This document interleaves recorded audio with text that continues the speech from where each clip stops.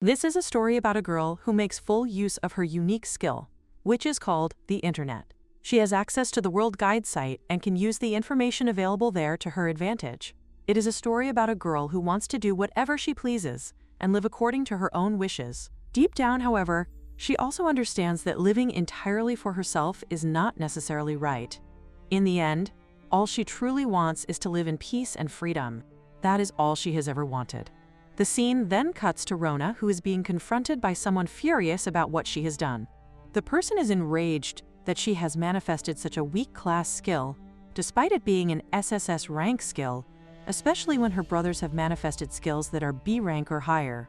Her skill is considered shameful in comparison, and she is told that she has brought disgrace upon the esteemed martial arts family.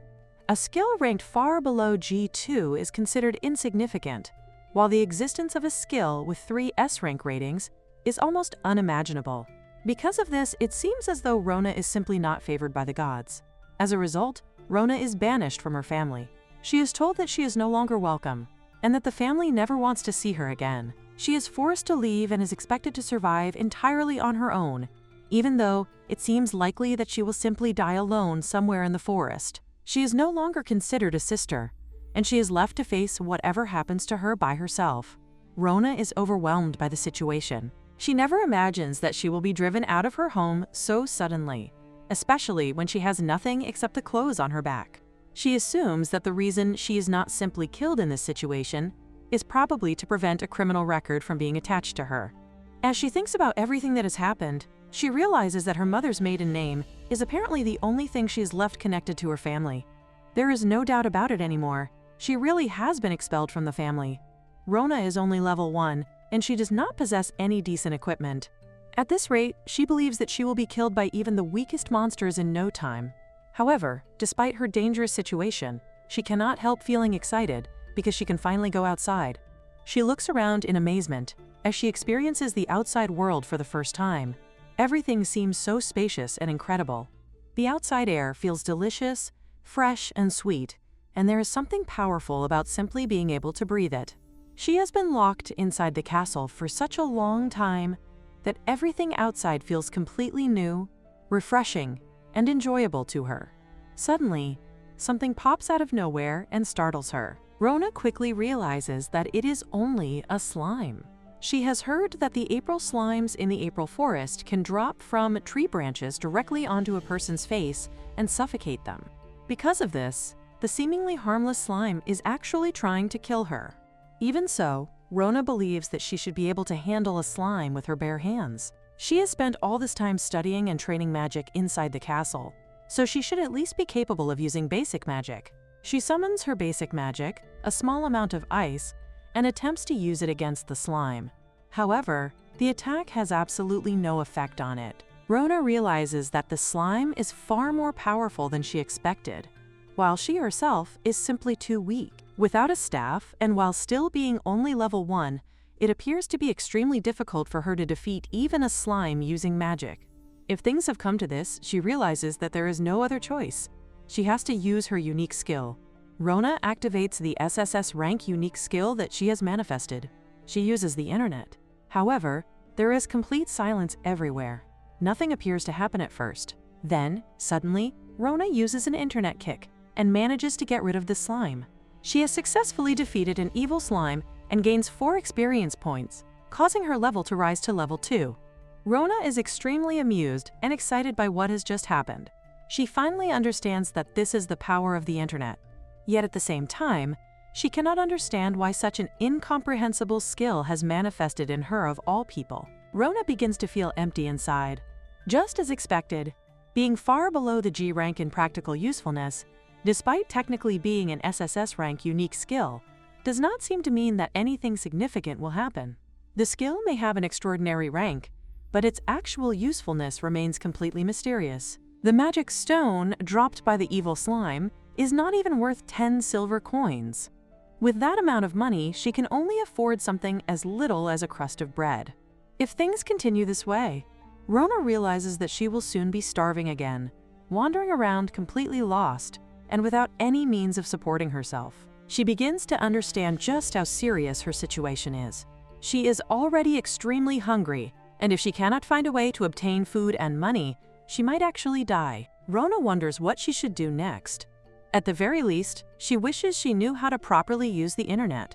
Suddenly, a keypad appears in front of Rona. She stares at it in confusion, wondering what it is supposed to be. She does not recognize the characters displayed on it, yet, strangely enough, she somehow understands their meanings. Rona begins to wonder if she is supposed to arrange the letters and create words from them. Perhaps it is some kind of password or something similar. Becoming excited by the possibility, she decides that it is worth trying to guess what she needs to do. She begins attempting to type using the internet. However, she immediately encounters another problem. She has no idea how she is supposed to type. Once again, she realizes that she needs to figure out how to create letters first. She struggles with the unfamiliar system for several minutes, trying different things and learning how it works. After about 10 minutes, she finally manages to write the word internet.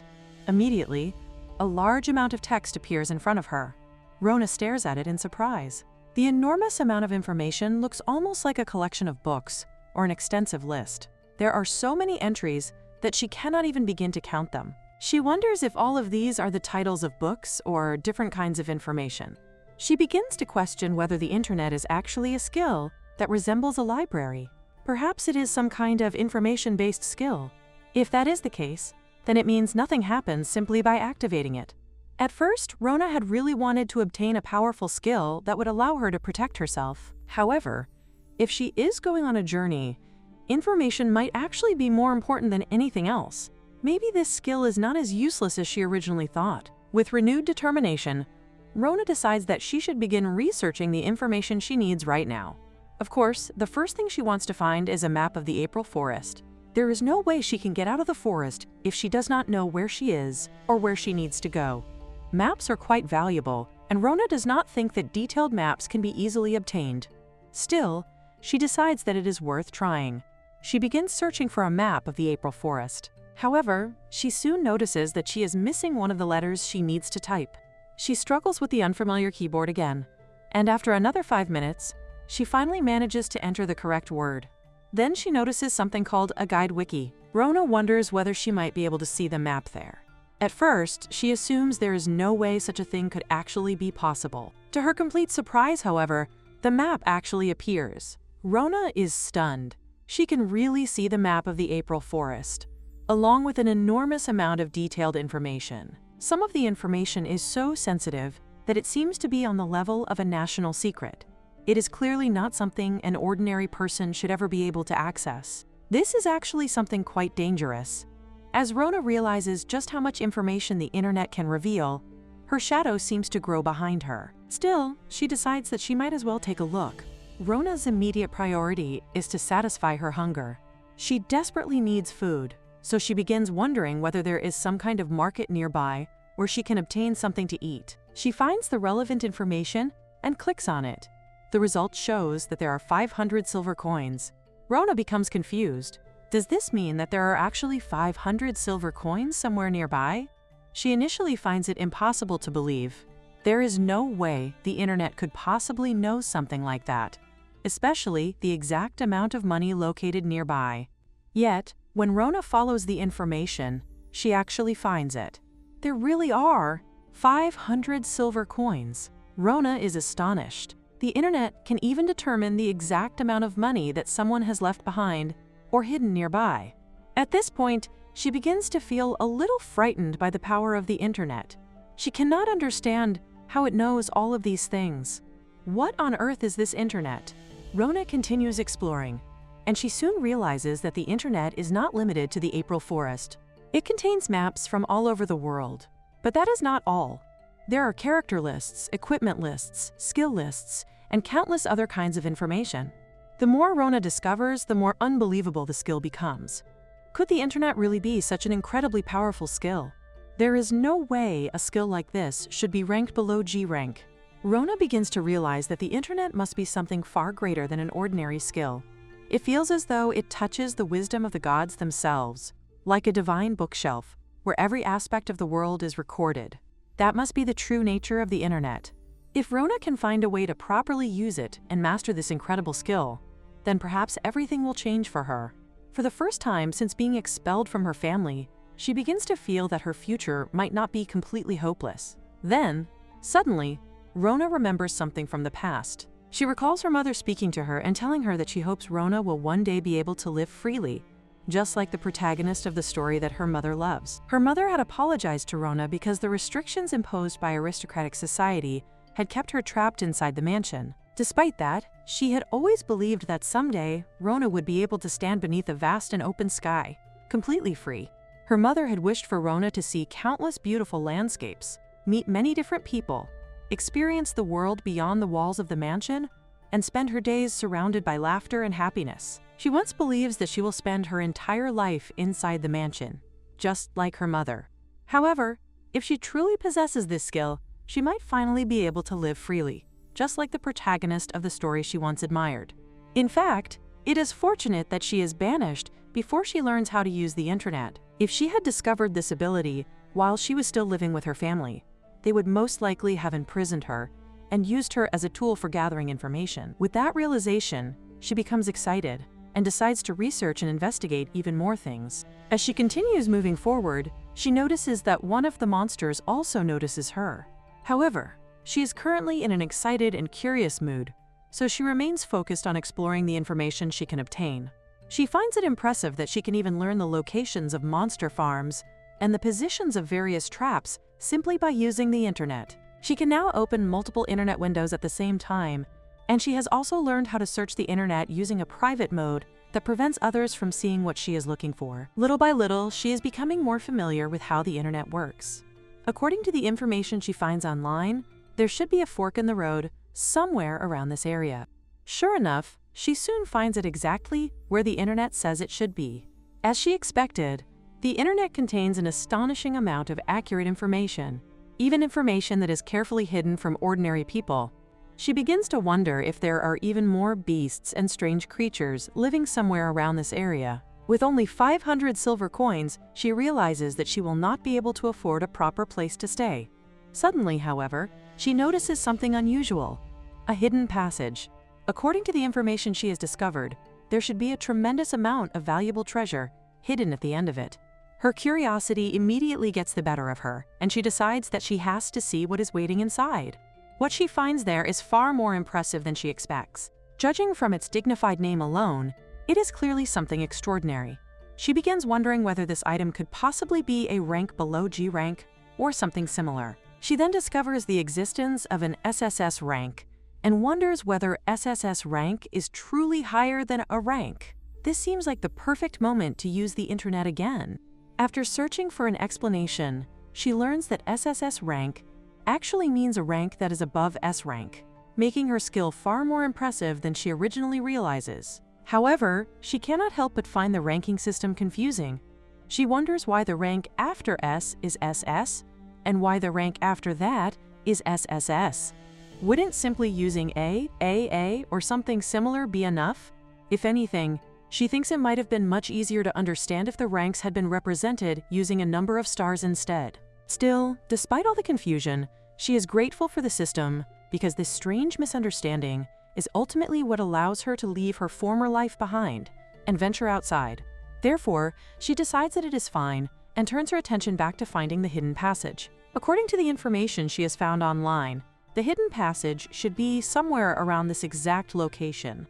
Yet, when she looks around, there appears to be nothing there except trees. She carefully examines the area, wondering whether she has somehow misunderstood the information. Then, the moment she touches one of the trees, something incredible happens. The tree suddenly opens, revealing a hidden passage behind it.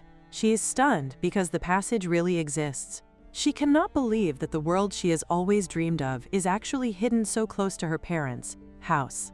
Everything she has read on the internet feels almost like the words of God to her. Since the information has been so accurate until now, she believes that there should not be any lies written there. The moment she takes a step inside the hidden passage, she notices a small gate standing in front of her. The entire place feels strangely peaceful and mysterious, almost like a sacred sanctuary. As she enters farther inside, she feels as though the impurities within her body are gradually being drained away. She begins wondering where the wand could be.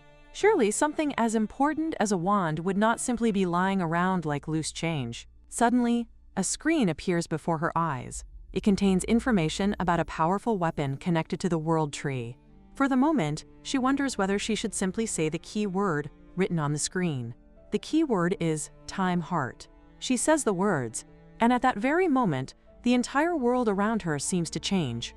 A magnificent light suddenly begins to shine from the surroundings. The brilliance grows stronger and stronger until the entire area is filled with an overwhelming radiance.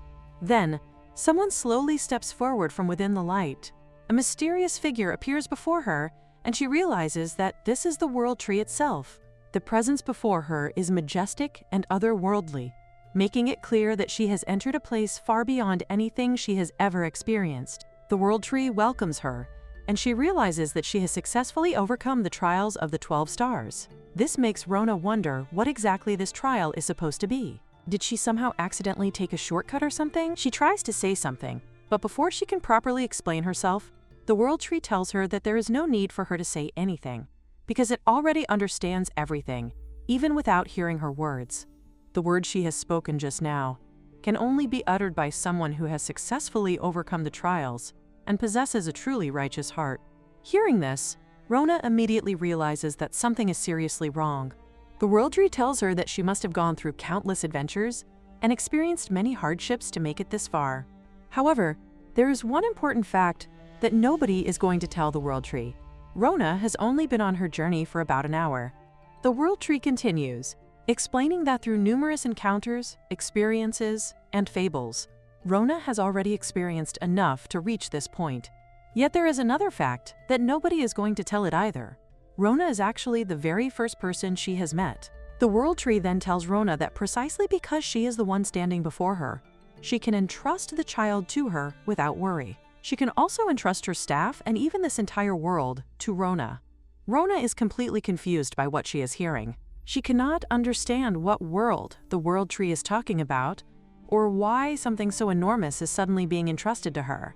The World Tree explains that with this power, Rona will finally be able to go to that person's place. Rona remains standing there in complete confusion, unable to understand what is happening. Then, suddenly, a notification appears before her eyes informing her that she has acquired the title, Chosen One of the World Tree. Rona is completely bewildered. She cannot help but wonder whether she is expected to return something in exchange, or whether there is some kind of exchange system involved. With that thought, she begins to panic and starts apologizing repeatedly. She had only wanted to obtain the item for a little cheaper. After all, she never expected to be entrusted with an entire world. She wonders what the World Tree even means by entrusting the world to her. What is she supposed to do with something like that? She has absolutely no idea. To Rona, it feels as though someone has suddenly handed her an absurdly powerful bomb and simply expects her to take responsibility for it. Still, she has finally obtained the staff she originally came here looking for, and there is no denying that having greater strength is important. Besides, it is not as though she can simply throw the staff away after being entrusted with it. Therefore, for the time being, she decides to examine the staff and see exactly what it can do. Rona becomes determined to check its performance. She looks at the status screen, and the first thing she notices is her MP. It reads 18 out of 9999. Rona stares at the number in disbelief. She wonders whether the display must be malfunctioning somehow. Then she notices another value. The staff provides an incredible plus 3600 to magic attack. The number is so absurd that she can barely comprehend it. Even the royal court magicians she knows only possess around 500 megapixels, so an increase of 3600 to magic attack seems completely ridiculous.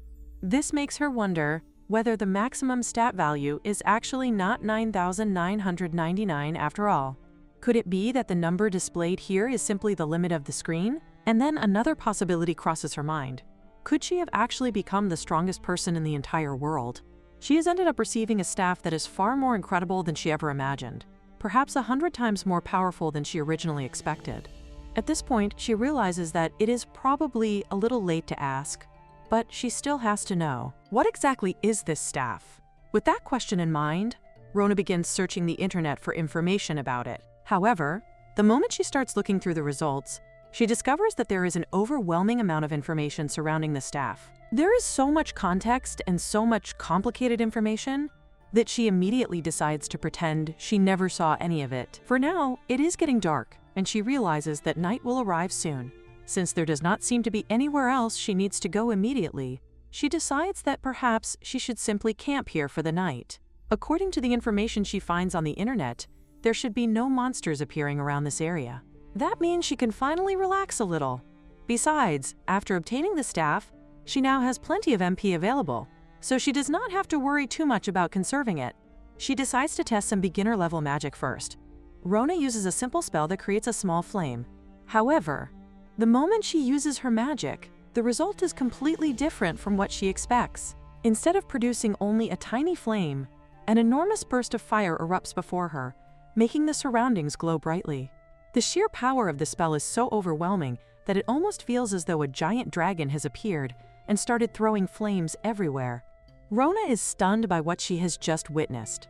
Even the simplest beginner-level magic has become absurdly powerful because of the staff.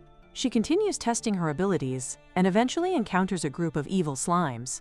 With her newly acquired power, Rona defeats the group of evil slimes and receives 26 experience points.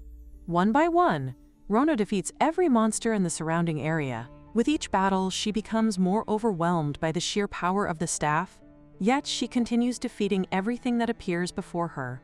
After eliminating all the monsters in the area, a notification suddenly appears before her eyes. She has acquired the title Witch of Calamity. Rona has no idea what she has done to deserve such a frightening title. She certainly never intended for anything like this to happen. But on that very day, something extraordinary occurs. A tremendous shockwave suddenly travels across the entire world. The scene then shifts to another location, where someone urgently calls out to their father. The father immediately tells him not to make such a fuss and asks what has happened to Rona. He wants to know whether they have properly abandoned her and whether everything has gone according to their plan. However, the annoying man beside him shows no concern for Rona at all.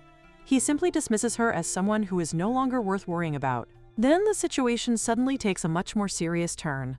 The Great Spirit Vein located within the forbidden area of the Ypres forest has disappeared. The father is stunned by this information and demands to know what his son has just said.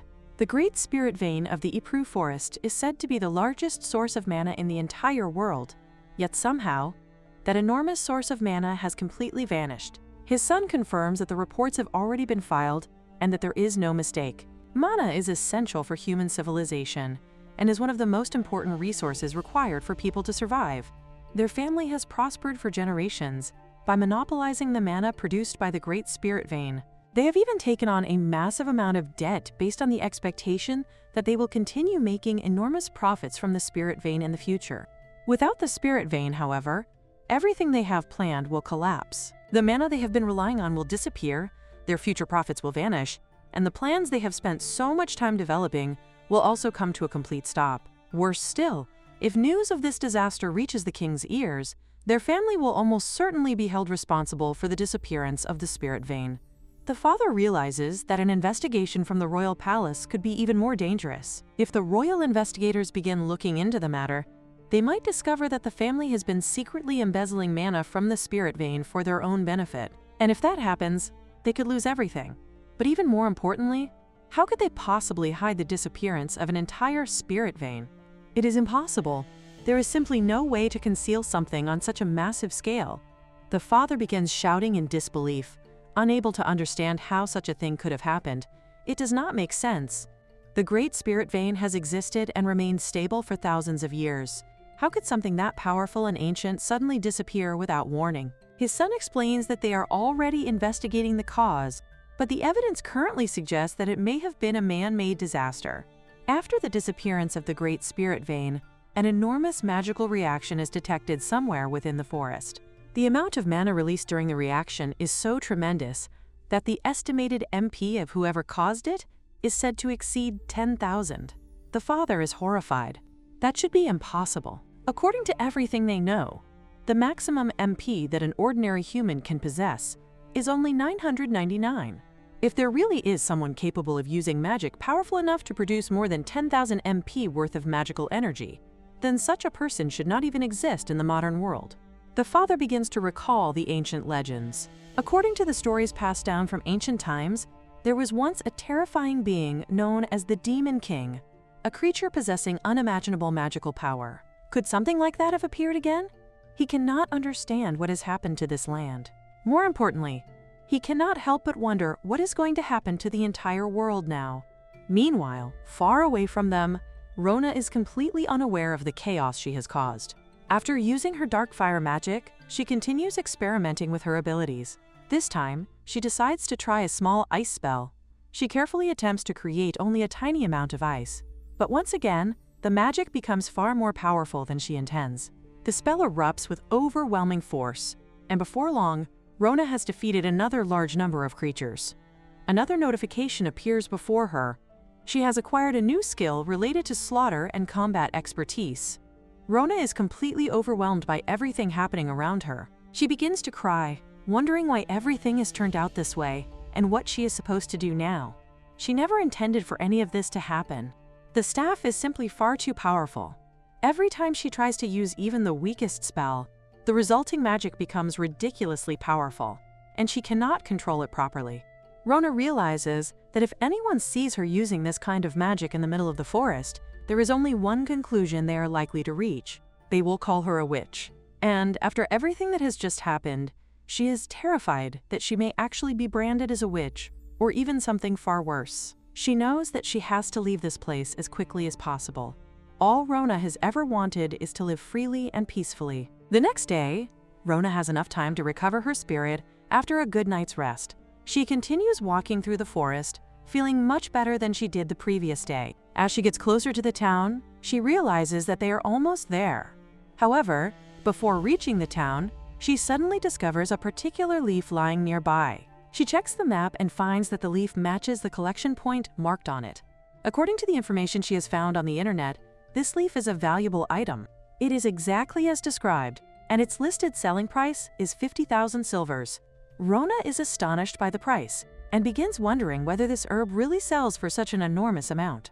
Since she already knows that the information on the internet is accurate, she cannot help but imagine all the delicious food she could buy with that much money. The thought is so exciting that she can barely remain still. Although the leaf appears completely harmless, she decides that it is better to gather as many as possible. If each one is really worth 50,000 silvers, then collecting a large quantity could earn her a fortune. With that in mind, she carefully gathers a great number of the leaves and stores them away. Rona is eager to reach the town as quickly as possible so that she can finally eat something delicious. However, before she can leave the forest, she notices something suspicious nearby. There is a pitfall that appears to have been made by goblins. The fallen leaves around the area are spread out in an unnatural way, making it obvious that something is wrong. Rona immediately realizes that 3 level 4 brown goblins are hiding in the nearby bushes. They have most likely prepared the pitfall so that anyone who steps on the covered ground will fall into it, allowing the goblins to ambush their victim from the surrounding bushes. However, Rona is not worried in the slightest. She has already studied all of this information on the internet, so the goblins' ambush does not pose much of a threat to her. She knows exactly what she is dealing with and already understands how to defeat them. First, she uses Terra Drain, an SSS rank wand skill belonging to the World Tree. Its effect continuously absorbs the MP of enemies within its range. Once a monster's MP reaches 0, it becomes temporarily incapacitated and is unable to fight properly. Rona remembers reading about the ability on the internet and carefully considers what she should use next. She recalls that the information she found about goblins specifically mentioned that their weakness is the wind attribute. With that knowledge, she decides to use a small wind spell against them. However, the result is far from what she expects. Instead of producing a small gust of wind, the magic released from the wand becomes enormously powerful. The blast is far larger than she intended, sweeping through the area with tremendous force. The poor goblins are caught in the attack, but the surrounding trees are also thrown into the chaos. The sheer power of the spell makes it difficult for Rona to control. In the end, the group of brown goblins is completely defeated. Rona receives 108 experience points, causing her level to increase from level 17 to level 18. As always, she is amazed by how incredibly powerful the staff is. She is genuinely happy that she can finally use magic properly, but she quickly realizes that there is a serious problem. The spells she can cast with the wand are far too destructive to use anywhere near a town. She has already seen what happens when she attempts something as simple as a small wind spell.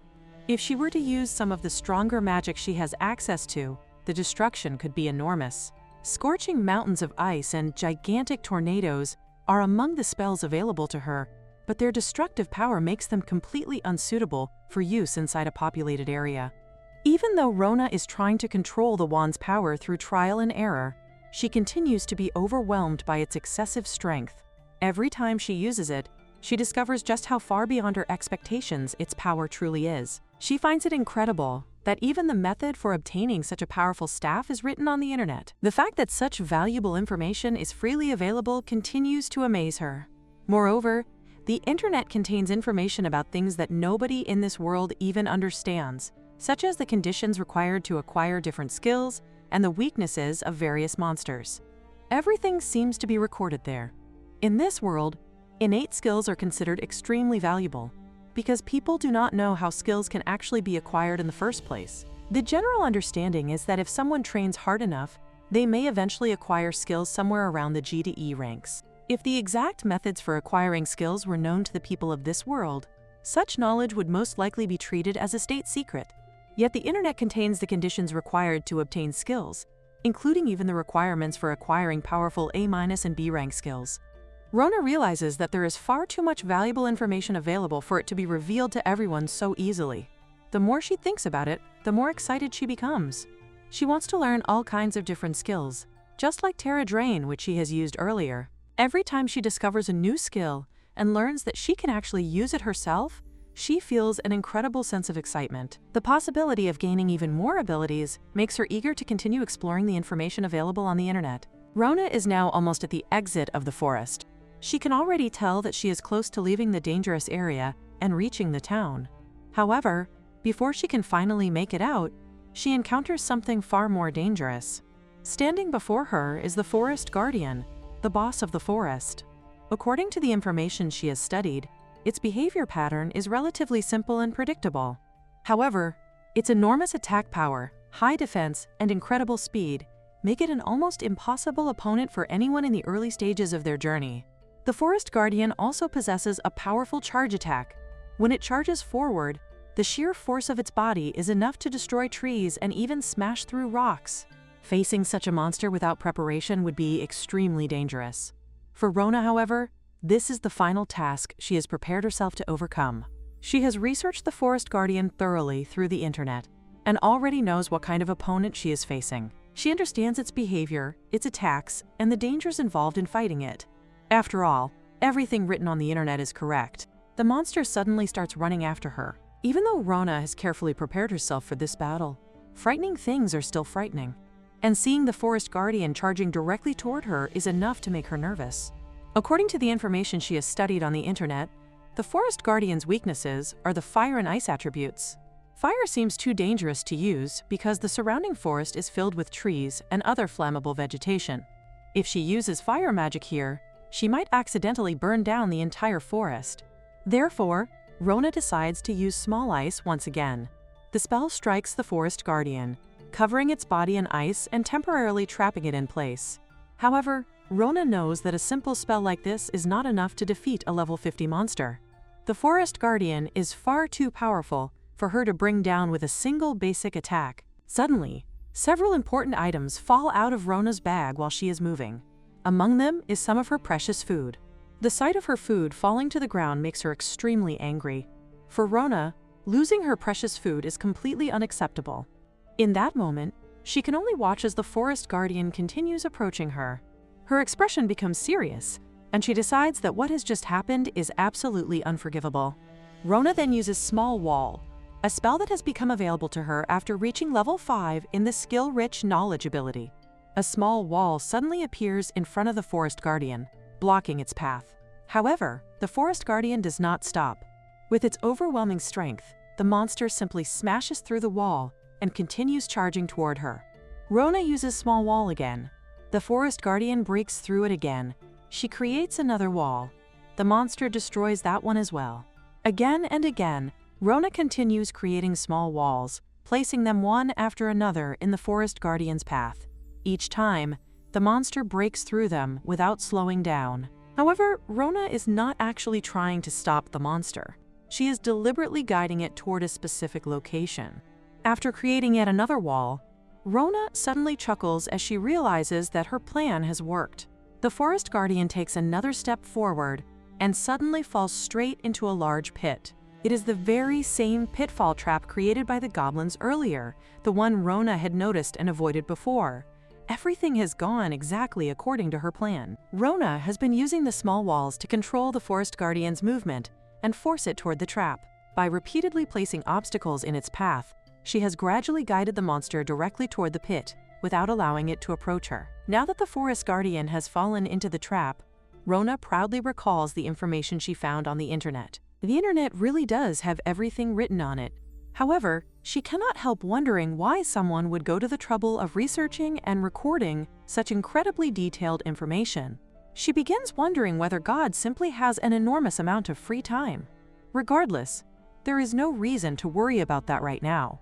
All that remains is to keep attacking the trapped forest guardian until it is finally defeated. The forest guardian is going to become her food. Rona prepares another small ice spell. She unleashes the attack against the trapped monster, and after continuing her assault, she finally defeats the forest guardian. She receives an incredible 7,500 experience points. Her hunter skill also levels up from Hunter 1 to Game Hunter 2. Rona is momentarily stunned. It is already over. The forest guardian is supposed to be a terrifying symbol of fear throughout this entire area. Even families possessing numerous high-ranked skill holders have been unable to deal with the monster properly. Yet somehow, Rona has defeated it so easily that the entire battle feels strangely anticlimactic. She begins wondering whether she could have defeated the forest guardian simply by attacking it normally 2 times. Then she remembers something else. Her magic attack power has already surpassed 3,600.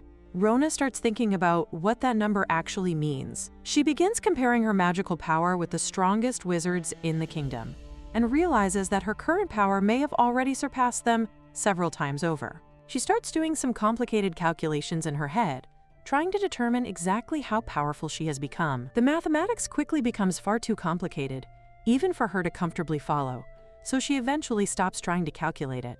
There is no point in thinking about it too much. It seems that Rona has become quite powerful. In fact, she really has. For now, she decides to focus on collecting the forest guardian's drop items. With the valuable materials she has obtained, she should have more than enough money to fund the rest of her journey. However, something unexpected suddenly appears among the rewards. An item seems to have appeared out of nowhere. Rona examines it curiously and begins wondering how the shoes are supposed to work and why they possess such strange abilities. After looking at them more carefully, she realizes that they are actually fairly powerful equipment. Her own shoes have already become worn out from walking through the forest, so she is more than happy to replace them. This is quite a haul.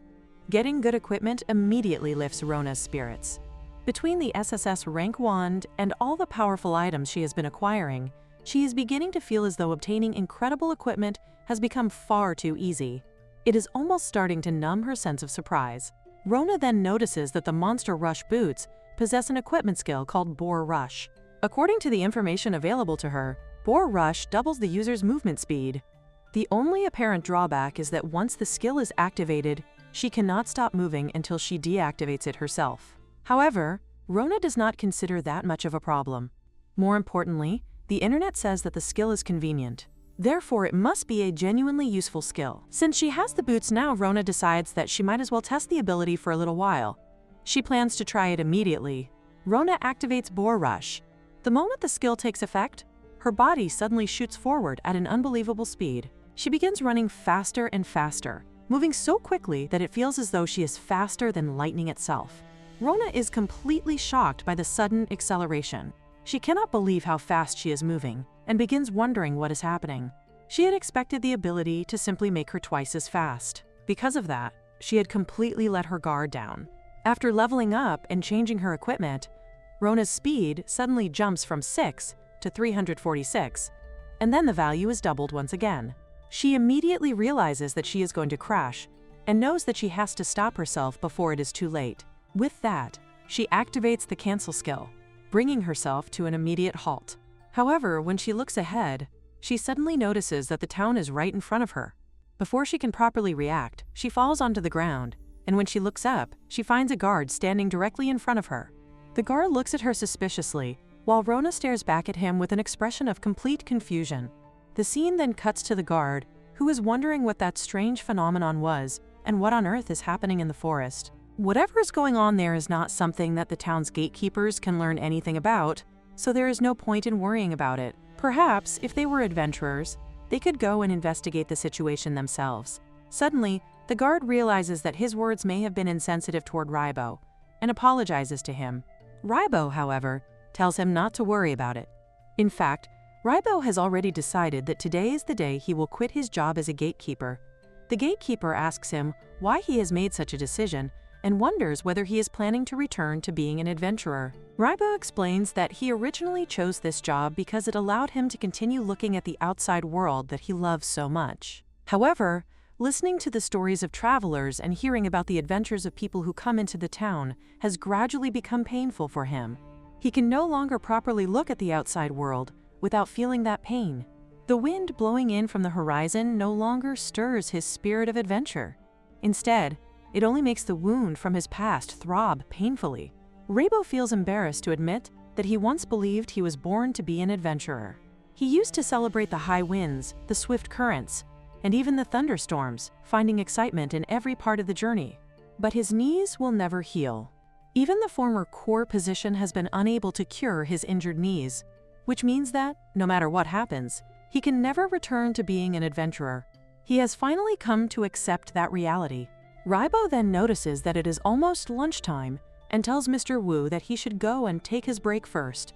Mr. Wu understands and leaves, while Raibo remains behind. As he watches him leave, Raibo thinks about how he will never use his B-rank skill, lightning spear technique, again. He realizes that he must finally let go of the lingering attachment he still has to his former life. He is not even at the age where he can still be called Raibo anymore. From now on, he intends to have a family and live a life completely unrelated to being an adventurer. Just at that moment, Rona suddenly pops up in front of him. Raibo immediately asks whether she is all right, and notices that, by chance, she seems to have come directly from the forest. Rona confirms that she has, and Raibo is relieved that she has managed to make it to the town safely. However, he still wonders whether she is truly unharmed and whether she has suffered any injuries along the way. Rona becomes confused and wonders whether something has happened. Raibo explains that, since yesterday, a natural disaster has apparently been taking place in the forest. The strange events have become the main topic of conversation throughout the town. The moment Rona hears this, she immediately becomes worried that she might have done something wrong. She desperately tries to make it clear through her behavior that she is completely innocent and has absolutely nothing to do with whatever happened in the forest. Raibo is completely confused by her reaction.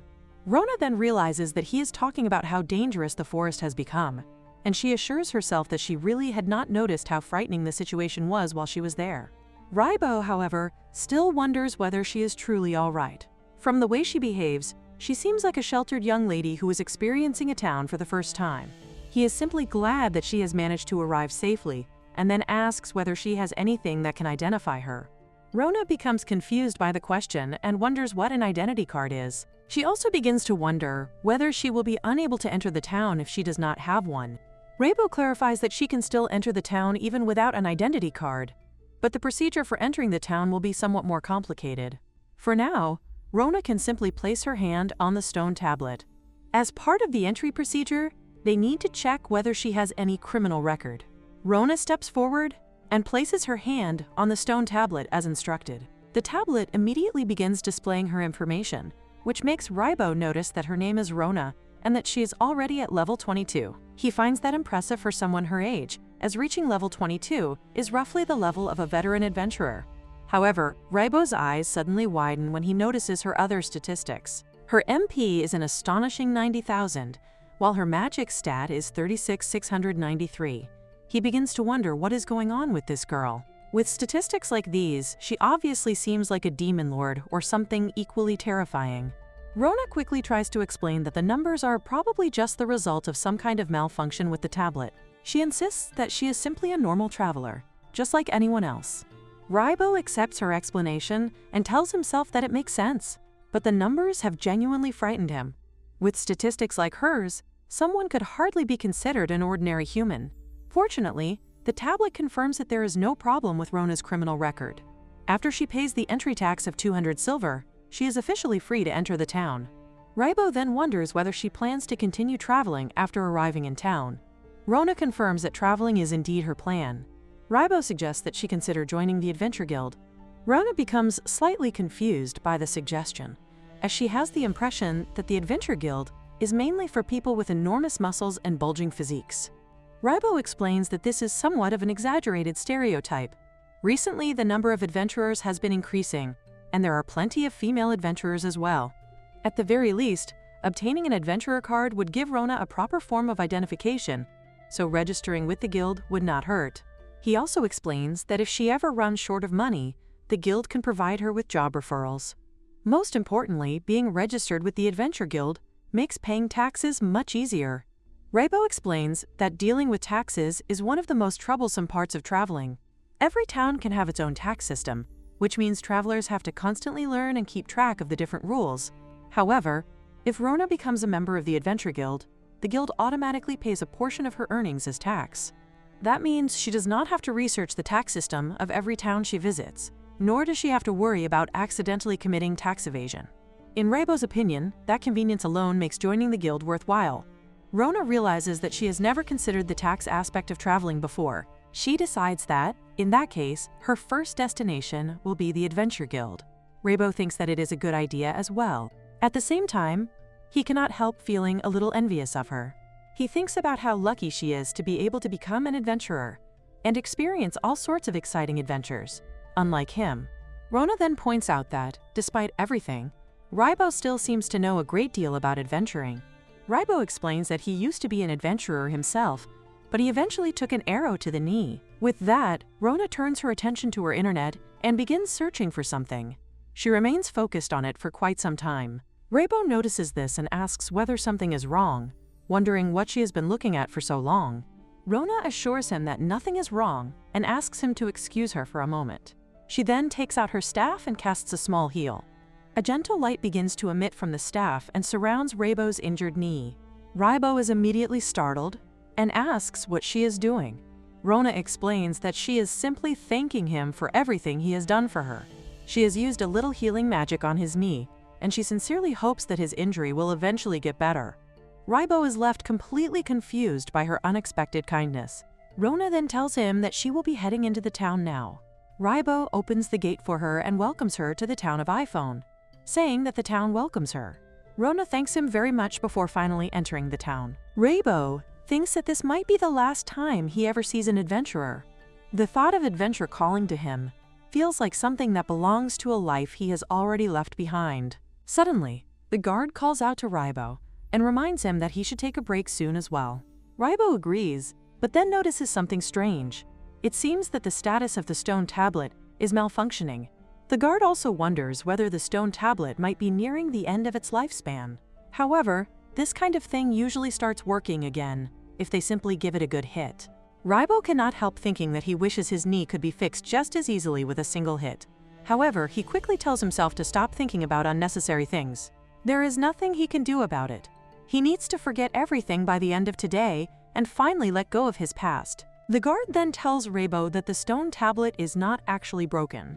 Raibo, however, continues thinking about what Rona said to him and how she sincerely hoped that his knee would get better. Suddenly, Raibo drops his spear. Without even realizing what he is doing, he starts running. The guard is completely confused by his sudden behavior, especially because Raibo's leg is working perfectly. There is no pain. His leg is moving normally. Raibo himself is stunned. He wonders what on earth that girl has done to him. More importantly, he looks up toward the sky. At that moment, he suddenly remembers something he had forgotten.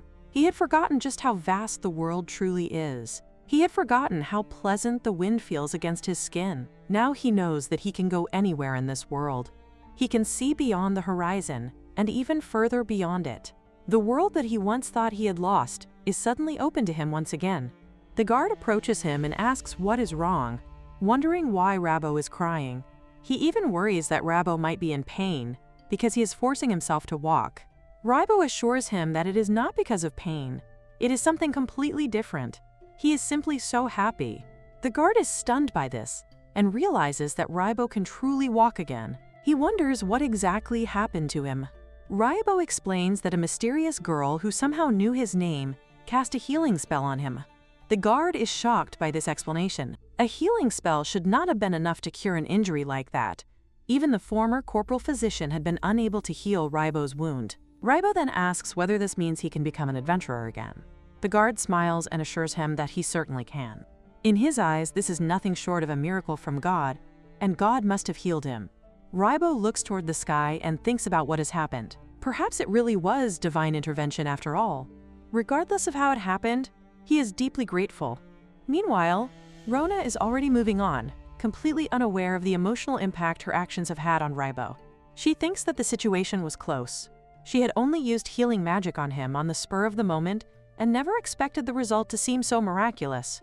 The fact that she can discover information about people's personal troubles simply by searching on the internet makes her realize just how frightening the internet can be. She still does not know whether Raibo is a good person or an evil one, but she is glad that she gathered information about him in advance. At least knowing about his knee injury had allowed her to help him. Now she decides that it is time to find what she is actually looking for. Rona checks the internet to find out what kind of food the town is famous for.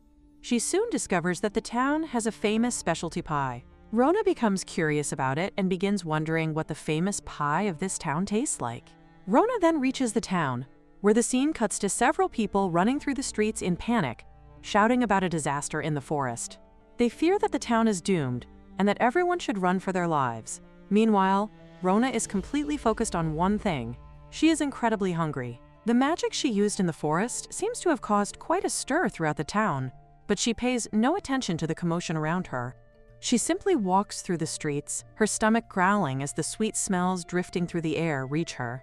She has not eaten properly since leaving home, and by now she is practically starving.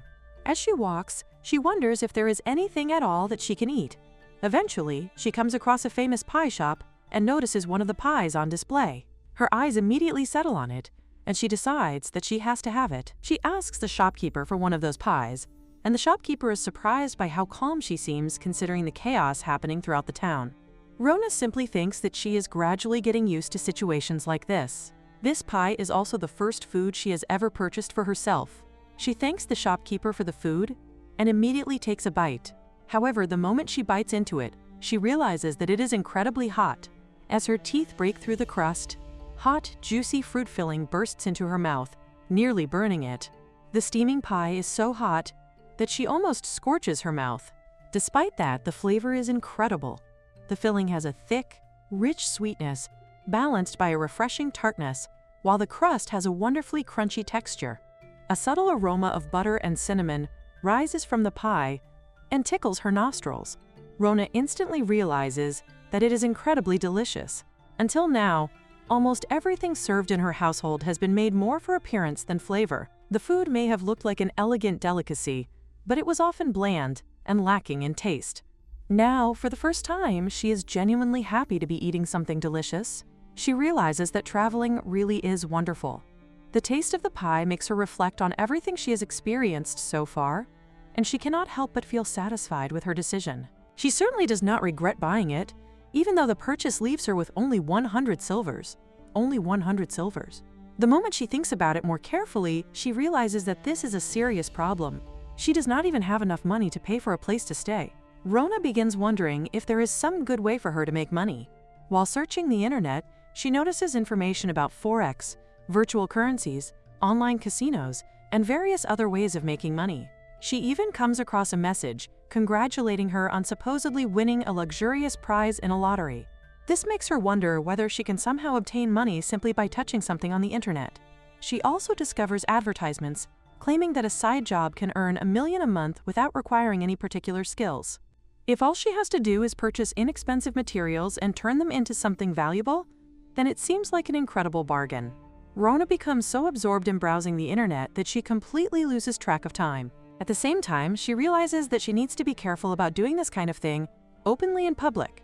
In any case, she decides that the first thing she needs to do is turn as many of the materials she has collected as possible into cash. She needs enough money to pay for lodging, First things first, she decides that she should register as an adventurer. Rona makes her way through the town toward the Adventurers Guild. But as soon as she arrives, she begins wondering what on earth is happening. Everyone inside the guild is shouting about the strange events taking place. The terrain in the forest has changed. The monsters have all disappeared. Even the magical response of the forest boss has completely vanished. Some people begin wondering whether the Demon Lord has been resurrected. Rona looks toward the guild and realizes that entering the place may be difficult. Still, if she wants to make money quickly as a traveler, becoming an adventurer seems like the only practical option. All right. For the time being, Rona decides that she will simply try not to stand out. As she walks forward, however, some people notice the staff she is carrying. They immediately assume that she must be some noble's daughter, attempting to become an adventurer while carrying expensive equipment. If that is the case, they figure that she probably has plenty of money on her. Rona continues repeating the same thought to herself. She must not stand out. She absolutely must not stand out. But to her surprise, one of the men suddenly steps in front of her and refuses to let her pass.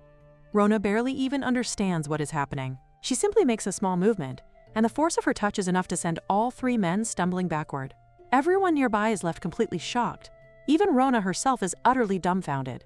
She has no idea how that just happened. A dangerous person has appeared. Without realizing it, Rona has already become one of the country's greatest powers, not only in terms of MP and magical attack power, but also in physical strength. Yet she does not even realize how powerful she has become. She simply bumps into someone while walking a little too quickly. Rona asks the three men if they are all right after being blown away with such incredible force. The three men immediately assure her that they are fine. More importantly, they point out that she has come for adventurer registration, right? The receptionist is over there. Rona thanks them very much. She does not quite understand what just happened, but she assumes that they are kind people. Perhaps they are simply trying to ease the nerves of a newcomer by putting on a little act. Rona then approaches the receptionist and explains that she would like to exchange some materials for money. The receptionist asks her to show her the materials she has brought. Rona immediately takes out everything she has collected and hands it all over to the receptionist. The moment the receptionist sees the materials, her expression changes completely, as though something extremely serious has just come up. Rona then says that she would also like to do the adventurer registration. The receptionist is surprised and realizes that Rona has not even registered as an adventurer yet. She then questions how Rona managed to gather all of these materials without even being an adventurer. Rona simply explains that she was lucky enough to find a large number of magic stones lying around. The receptionist accepts her explanation, saying that she understands. She then explains that in order to register as an adventurer, Rona must first take a test. Fortunately, the test is simple, so there is no need for her to worry. With that, the receptionist asks Rona for her name. Rona calmly gives her name, Rona Helmet. The moment the receptionist hears the name, her eyes widen in recognition. The scene then shifts to the Adventurers Guild training grounds. Someone suddenly calls out to another person, demanding their attention. The man immediately drops to his knees and addresses the guildmaster, asking what brings her here. Should she not be investigating the natural disaster taking place right now? The guildmaster calmly responds that the reason is obvious. She has decided to personally act as the examiner for the upcoming test. The man immediately becomes nervous. He knows exactly what that means. The tests conducted by Elmina always end with no one passing, while many of the examinees end up injured. Elmina asks whether he has a problem with that. The man quickly apologizes, realizing that questioning her decision is not an option. Elmina then confirms that a girl named Rona is coming for the test. The man says that there may indeed be an examinee registered under that name. Elmina repeats the name, Rona, and the atmosphere around her suddenly becomes ominous. The man can feel the dangerous aura radiating from her and begins to worry about what is about to happen. He fears that Elmina and Rona may end up turning the entire place into ashes. Elmina is known as the Witch of Annihilation, a genius magician who became a guildmaster at the age of 19 after manifesting exceptionally high-ranking skills. Rona's father instructs Elmina that when the girl named Rona arrives for the examination, she is to torture her during the test and then make sure that she fails. He tells her that he is counting on her to carry this out.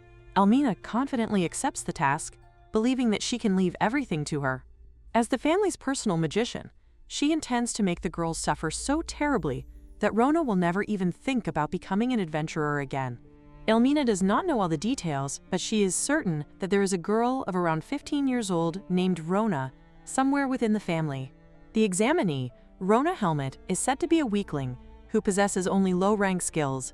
Elmina assumes that Rona may have been banished from her home precisely because her skills are considered too weak. In this world, being anything less than an elite is a terrible disadvantage. Power is everything. Because of that, no one can oppose a powerful family, while powerless girls can be expelled from their homes with ease.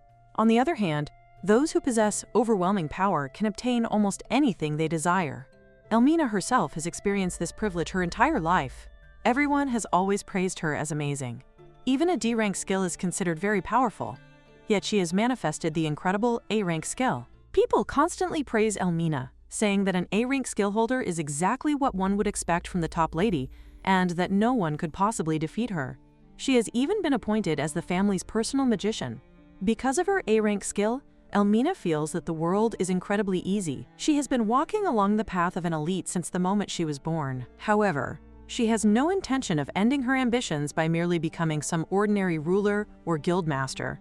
Her plan is to integrate herself into Rona's family, use that connection to gain even greater power, and eventually rise until she becomes a great noble herself. That is why Elmina believes that her supreme elite life is only just beginning.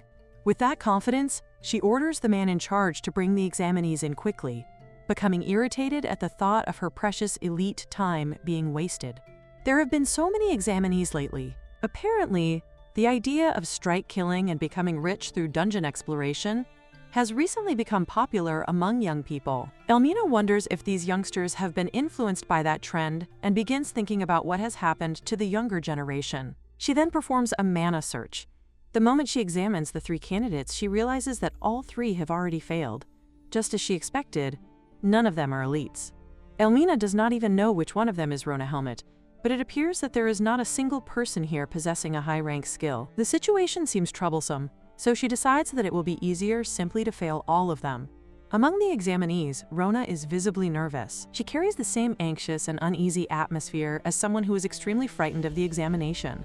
However, the instant Elmina looks at Rona's mana, her expression changes completely. She becomes utterly confused. What she sees is impossible. For a moment, Elmina wonders whether Rona could actually be a demon king. She immediately rejects the thought, convincing herself that the mana search must have malfunctioned. There is simply an impossible amount of mana inside Rona for an ordinary human being to possess. If the reading is real, then Rona's mana would be enough to suggest something more like a true demon lord or another existence of that level.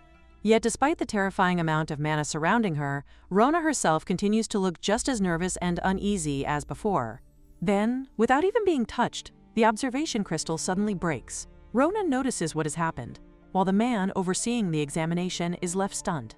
He recognizes that the crystal is a high-performance MP observation crystal and cannot understand how it could have broken. Elmina is equally shaken.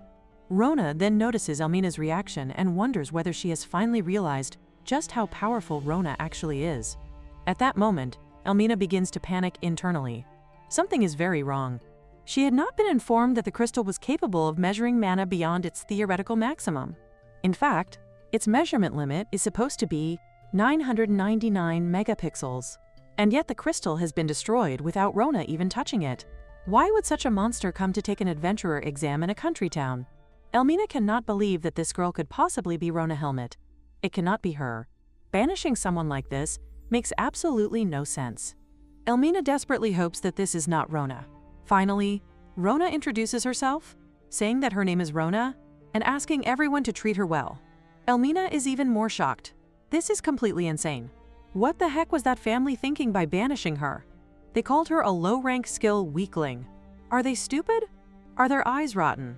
Did they really expect Elmina to fail this demon lord-like person in the examination and torture her so badly that she would never want to become an adventurer again? Elmina tells herself to calm down. There must be another way. For now, she decides that they need to find some reason to send Rona away peacefully. She begins to address Rona, confirming that she said her name is Rona and asking about her status. Before she can continue, the man standing there declares that Rona is disqualified. He explains that this guild only has A-rank skill holders, including Elmina, the Witch of Annihilation. Anyone who upsets her is not needed in this guild. Elmina is the one who says this. Rona is confused by the sudden declaration, while Elmina is literally sweating buckets. She immediately regrets it. She wants them to stop. They must not shift all the hatred toward her. She did say those things, yes, but that does not mean they should actually treat Rona this way. The other people begin mocking Rona as well. They claim that they are on a completely different level from her and question why she is even trying to become an adventurer when she is trembling so badly.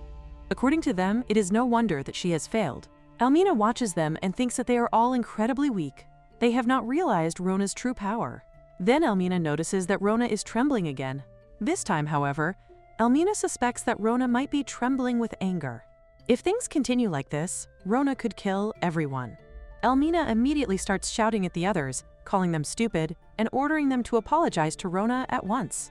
The man protests that he was instructed to fail troublemakers, but Elmina shouts back that the examination has to be conducted fairly. She then goes over to Rona, gives her a seat, apologizes, and tells her that she can take a seat if she wishes.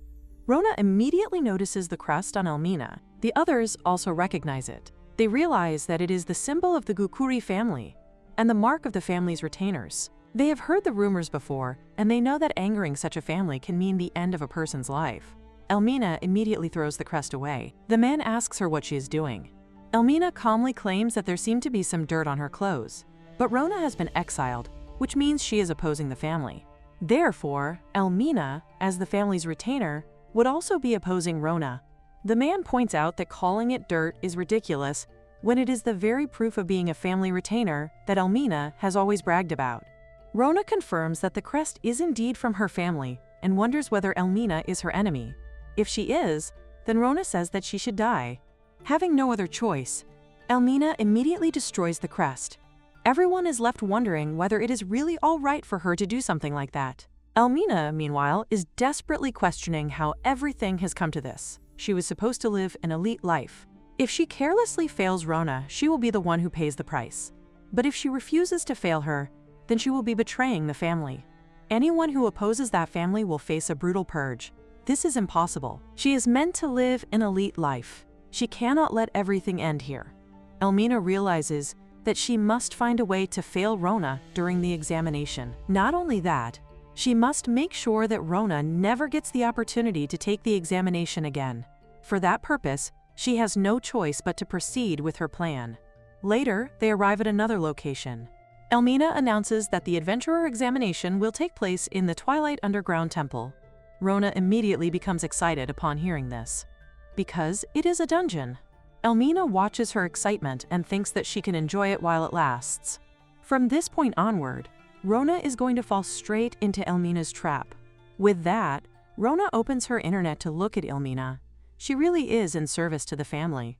However, she must also be a noble person who does not pander to power. Elmina explains that each of them will now venture into the dungeon alone. If they complete the task using the Ripper she handed out earlier, they will pass.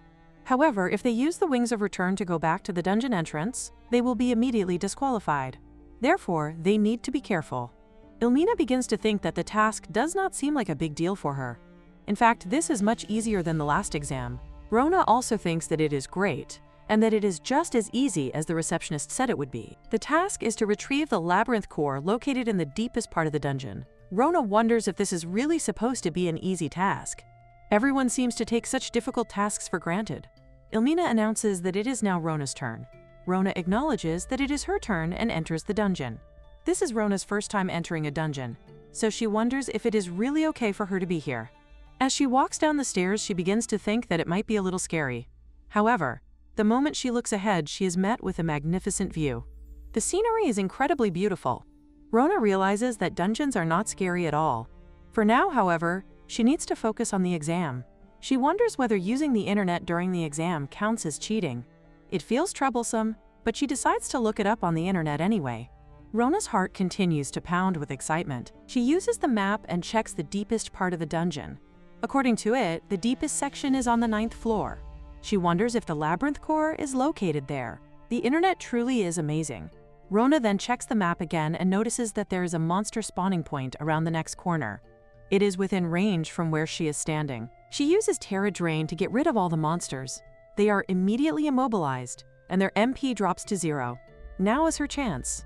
The giant bats are weak against ice, so Rona uses small ice against them. She defeats a swarm of giant bats and gains a considerable amount of experience. This makes her excited, because everything is going perfectly. However, Rona begins to wonder whether conquering a dungeon is really supposed to be this easy. She feels a little guilty for all the adventurers out there who cannot use the internet. Even so, the scenery is beautiful, and the entire experience feels more like a picnic than an examination. Perhaps it would be nice to tour dungeons around the world, purely for sightseeing. Meanwhile, at the deepest part of the dungeon, a man asks Ilmina whether she really gave Rona such an unreasonable task. Ilmina confirms that she did. The man points out that the underground temple has not even been conquered beyond the second floor, and that the second floor itself has not yet been cleared. Ilmina acknowledges that this is true. Dungeons are generally designed so that adventurers cannot proceed without solving certain gimmicks or mechanisms. However, the gimmick on the second floor of this dungeon is considered impossible to solve. After all, no one even knows what needs to be solved. The clue required to solve the gimmick is written in a mysterious language. Many adventurers have attempted to decipher it, but no one has succeeded so far. Furthermore, as soon as adventurers descend to the second floor, they become trapped inside a hall. By trapped, it means that the only way to escape is to use a return item. However, the wings of return given to Rona are mythical grade items. This means that, without using one, she will remain trapped on the second floor. The man wonders whether it is really necessary to go to such lengths. Ilmina, however, questions whether a low-ranked skill holder has any right to complain about the decision of Ilmina, the elite magician serving the family of the great nobles. The man thinks that she seems to be picking a fight with the family with all her might, especially after what happened earlier. Ilmina, on the other hand, thinks that if she manages to seal away such a monster, she will surely gain favor with the family. It will add even more shine to her already elite life. She begins to chuckle, thinking that Rona is nothing to be afraid of. She truly believes that she is a woman born under the stars of the elite. Suddenly, the floor begins to shake. They wonder what is happening. Ilmina suddenly feels that she wants to go home. Meanwhile, Rona thinks that, just as the internet says, she needs to touch the two crystal nodes in the order of right, left, left, and the door will open. If the floor begins to scrape like this, perhaps this dungeon is meant to test intelligence. Rona knows that the solution does not really matter to her. She almost feels sorry for the person who created this dungeon. On the 9th floor, Rona realizes that this must be the deepest part of the dungeon. It feels far too easy to have reached this place, almost as if it is unreal. The next step is the boss battle. Rona wonders if she will be okay, but if she defeats the boss by herself and retrieves the labyrinth core, she should be able to pass the exam. With that, she decides that she will do her best. However, before facing the boss, she needs to check the internet first.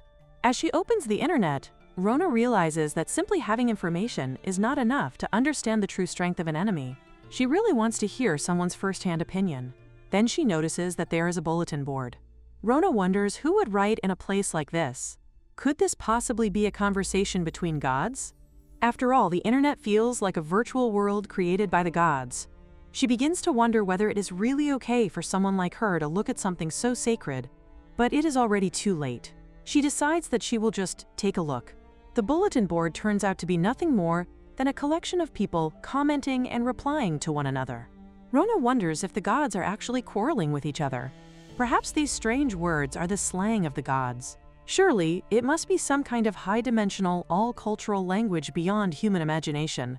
She does not really need to understand what this www means. The people seem to be chanting some kind of strange spell, so Rona decides to pretend that she did not see any of it. Maybe she should check the comments of the other gods instead. There are some posts that she does not quite understand, but one particular opinion claims that the boss is weak. If it has been written so confidently and so many times, then the boss must really be weak. There is no mistake about it. The internet must be telling the truth. Rona feels a quiet sense of relief. She decides that she will finish this quickly. The door should open if she says the keyword. She is the one who engraved the number of the labyrinth core. With that, the gate opens. As Rona enters, she notices that it is incredibly dark, making it difficult for her to see. Then she notices something in front of her. It is a gigantic mouth. A monster is standing directly in front of her, leaving Rona completely confused about what is going on. Ina's eyes widen as she wonders what is happening. As a skilled master, she had reluctantly come to investigate the situation, yet she has never encountered magic this powerful before. The barrier has already been breached on the second floor. Could this mean that Rona has deciphered the mysterious language? But doing something like that in such a short amount of time is simply not humanly possible. The only one capable of such a feat should be the Demon Lord. Still, Ilmina tells herself that it cannot possibly be real. However, her eyes widen once again when she notices something strange. She immediately uses her mana search to investigate the surroundings, only to discover that everything has been transformed into flames. In every direction, immense amounts of mana fill the area, already mixing with the mana being emitted by the opponent. This is bad. The mana is so dense that she can barely breathe. Yet, despite the overwhelming presence, she cannot even see the opponent. Suddenly, Ilmina notices a feather floating nearby. She wonders why a feather would be here, but before she can figure it out, she sees Rona flying through the air on 2 wings. Ilmina is completely bewildered. What does this even mean? Was Rona not even human? Rona reaches out toward Ilmina, but at that very moment, she notices the space around her beginning to distort. She wonders whether she is about to be killed. To her surprise, however, Rona simply approaches her with the core of the dungeon in hand, having fulfilled exactly what the task required. Ilmina is stunned. Could it be that what happened just now was actually that legendary space magic? Such a phenomenon has never even been observed among the known high-rank skills. Moreover, the sheer amount of mana involved is beyond anything she has ever witnessed. Rona has truly brought back the Libranaut core. That can only mean one thing. Rona has completely conquered the dungeon in an unbelievably short amount of time. Rona asks Ilmina whether she has passed the examination, leaving Ilmina completely at a loss over what she should do. She knows that, technically, she should declare Rona's failure, but if she does that, her entire life will be ruined. For the moment, the only thing that matters is escaping from this place alive. Rona soon comes flying directly in front of her and wonders where Ilmina is going. Ilmina immediately realizes that there is absolutely no way for her to escape from Rona. With no other choice, she admits that Rona has passed. It is impossible. There is simply no way she could fail. Someone like Rona. Ilmina cannot help but wonder why that family would ever banish such a monster. Rona then warns Ilmina to take good care of herself, because she might die soon if she is not careful. Ilmina's expression stiffens as she wonders whether Rona is actually implying that she intends to kill her next. With that, Rona simply walks away, thinking that they should return to the countryside. After all, Ilmina clearly does not want to get involved with such a terrifying monster anymore. What neither of them knows at this moment is that Ilmina will become involved with Rona many more times in the future. As Rona walks away, she thinks that Ilmina is actually a really good person. After all, she had gone all the way inside the dungeon herself just to check on the situation. That makes Rona feel grateful toward her. Then Rona remembers something she had read on the internet. According to the information she had discovered, Ilmina is supposed to die in Chapter 5 of Part 1 of the main story. Rona genuinely hopes that she will not die. The internet is such an incredible place that it can apparently even reveal when someone is going to die. Rona hopes that the warning she received earlier will help Ilmina avoid the deadly fate that awaits her. For now, however, Rona turns her attention to something else. The enchant wing skill on this rope seems incredibly convenient. Thanks to it, she will no longer have to get tired from walking everywhere. And now that she has leveled up, another unexpected thing has appeared: an item box. Rona wonders whether the item box has an expanded capacity of 50 or more. If that is the case, she can carry quite a few items inside it. A skill that allows her to store things in a completely different space makes carrying luggage so much easier. She thinks that it is really awesome. The next morning, Rona announces that she has made an adventurer card. Raibo also comes over and praises her, saying that it is exactly what he expected from her. Starting out as a silver rank adventurer is completely unprecedented. Rona explains that she had crushed the card several times because she could not control her strength after leveling up so rapidly. Because of that, Ilmina had given her a new card and had even raised her rank. Raibo is amazed that Rona managed to pass Ilmina's test. For someone like Rona, he thinks that such a feat is truly incredible. He then notices that something seems different and asks whether anything is wrong. Rona wonders whether he has always been like this because he seems much more energetic than usual. Raibo explains that his renewed energy is all thanks to Rona's healing. Before meeting her, he had been as good as dead. Thanks to her, however, he was saved. and he began to see hope in life once again. She had reminded him just how beautiful the world could be. Because of that experience, Raibo also wishes to become an adventurer, capable of saving others, just as Rona had saved him. Rona cannot help but wonder whether she somehow did something wrong. Raibo then asks whether Rona is planning to take on a request right away today. Rona confirms that she is, although it is only a simple herb-gathering request. Raibo is surprised by this. Despite possessing such overwhelming power, Rona has not become complacent and is willing to take on a humble yet helpful task like gathering herbs. Rona explains that she simply thought it would be better to start with something easy. Besides, herb gathering seems like a good way to earn money.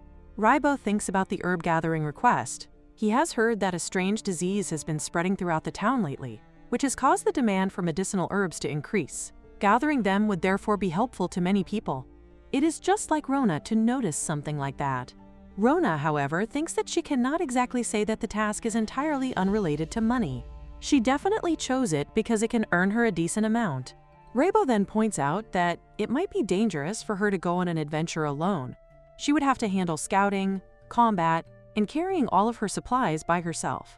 Managing all of that alone would practically be an acrobatic feat. But then Raibo notices the wings on Rona's back. He stares at them for a moment, leaving Rona to wonder whether something is wrong. Raibo simply looks at her and insists that everything is fine. With that, Rona decides that she will be leaving. She spreads her wings and immediately flies away. Raibo watches her disappear into the distance and thinks that Rona really is like an angel. He has never even heard of a skill that allows someone to fly. Every time he talks with Rona, he feels as though the world he knows is incredibly small compared to hers. Even so, Raibo decides that he will work hard on his rehabilitation. He wants to catch up with Rona as soon as he possibly can. At the same time, Ilmina is hiding nearby, overwhelmed by what she has witnessed. She cannot stop thinking about the terrifying possibility that Rona might actually be the Demon King. If that is truly the case, then the world is going to end. According to the information she finds on the internet, the medicinal herb should be growing somewhere around this area. As Rona continues walking through the strange forest, she suddenly loses her balance and falls, landing directly on her head. The atmosphere around her feels extremely unusual and unsettling. Flying is certainly convenient, but she realizes that she needs to practice until she can fly more steadily and control her movements properly. However, that can wait for now. Her most important objective is to find the medicinal herb as quickly as possible.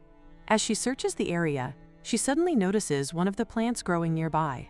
Her eyes widen when she realizes that it is the Maboro leaf. Rona becomes incredibly excited because this medicinal herb is extremely valuable, meaning that finding even a few of them could earn her a considerable amount of money. Later that night, she looks up information on the internet about the dangerous dragon battle she experienced earlier.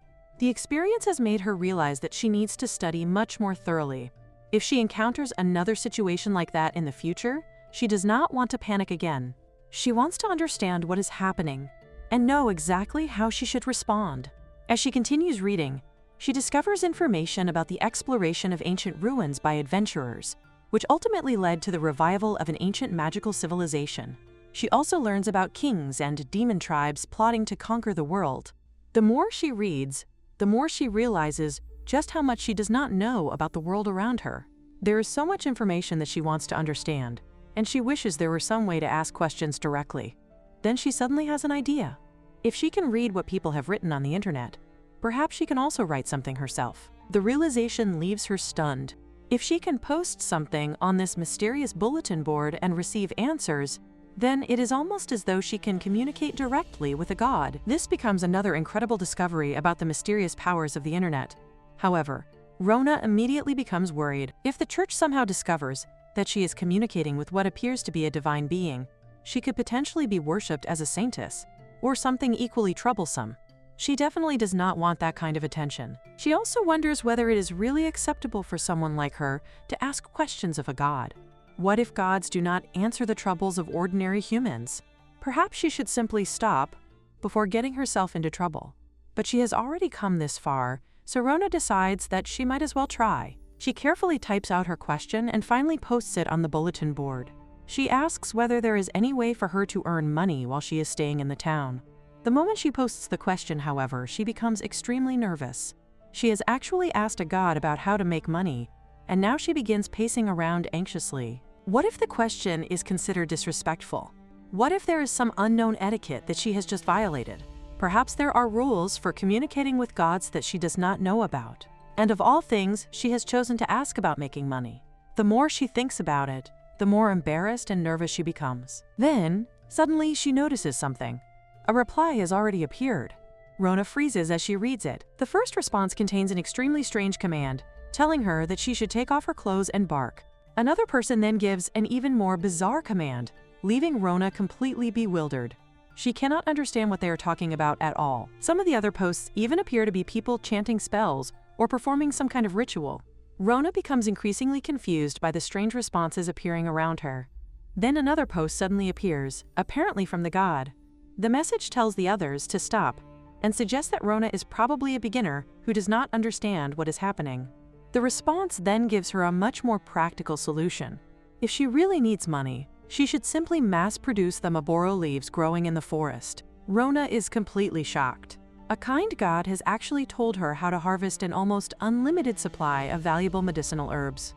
According to the instructions, the process is surprisingly simple. First, she needs to water the plants using a particular watering can. Once the Maboro leaf enters its cultivation state, she only needs to harvest the leaves without cutting or damaging the roots. As long as the root remains intact, the herb's HP stays at 1. Rona realizes that this is the key to making the plants produce leaves endlessly. Whenever necessary, she can use her small heal ability to restore the plant and keep it alive. It is almost as though the plants have been designed specifically for endless harvesting. Rona cannot believe her luck. The internet really does not lie. The thought that money can literally grow from the ground fills her with excitement. She immediately puts the information into practice and begins using what she considers her secret technique, the 24-hour, infinite herb harvesting method. She harvests one leaf, then another, and another. Before long, the number of Maboro leaves continues increasing at an astonishing rate. To Rona, the leaves no longer look like ordinary medicinal herbs. In her imagination, they look like piles of silver coins. Each Maboro leaf can apparently be sold for 50,000 silver. As she calculates the possible earnings, her eyes practically sparkle. Could this really become 50 million silver? The thought of earning such an enormous amount of money every day makes Rona incredibly excited. However, she soon remembers another piece of information from the guide site. Apparently, selling too many of the same item at once can cause the purchase price to decrease, meaning that dumping her entire stock on the market would be a terrible idea. Fortunately, she has an item box with plenty of storage space. That means she does not have to sell everything immediately. She can simply store the harvested Maboro leaves inside her item box and sell them little by little. Rona realizes that she needs to convert the Maboro leaves into actual cash first, so she prepares to return to town. She activates her enchant wings and takes to the sky. As she makes her way back, she checks the map to make sure she is heading in the right direction. However, something unusual catches her attention. There is a strange smile-like symbol marked on the map. Rona wonders what it could mean. Could it be the starting point for a subquest? Before she can investigate further, she suddenly hears someone shouting. Nearby, an elf girl is running for her life while being chased by several wolves. She desperately begs the wolves to stay away from her.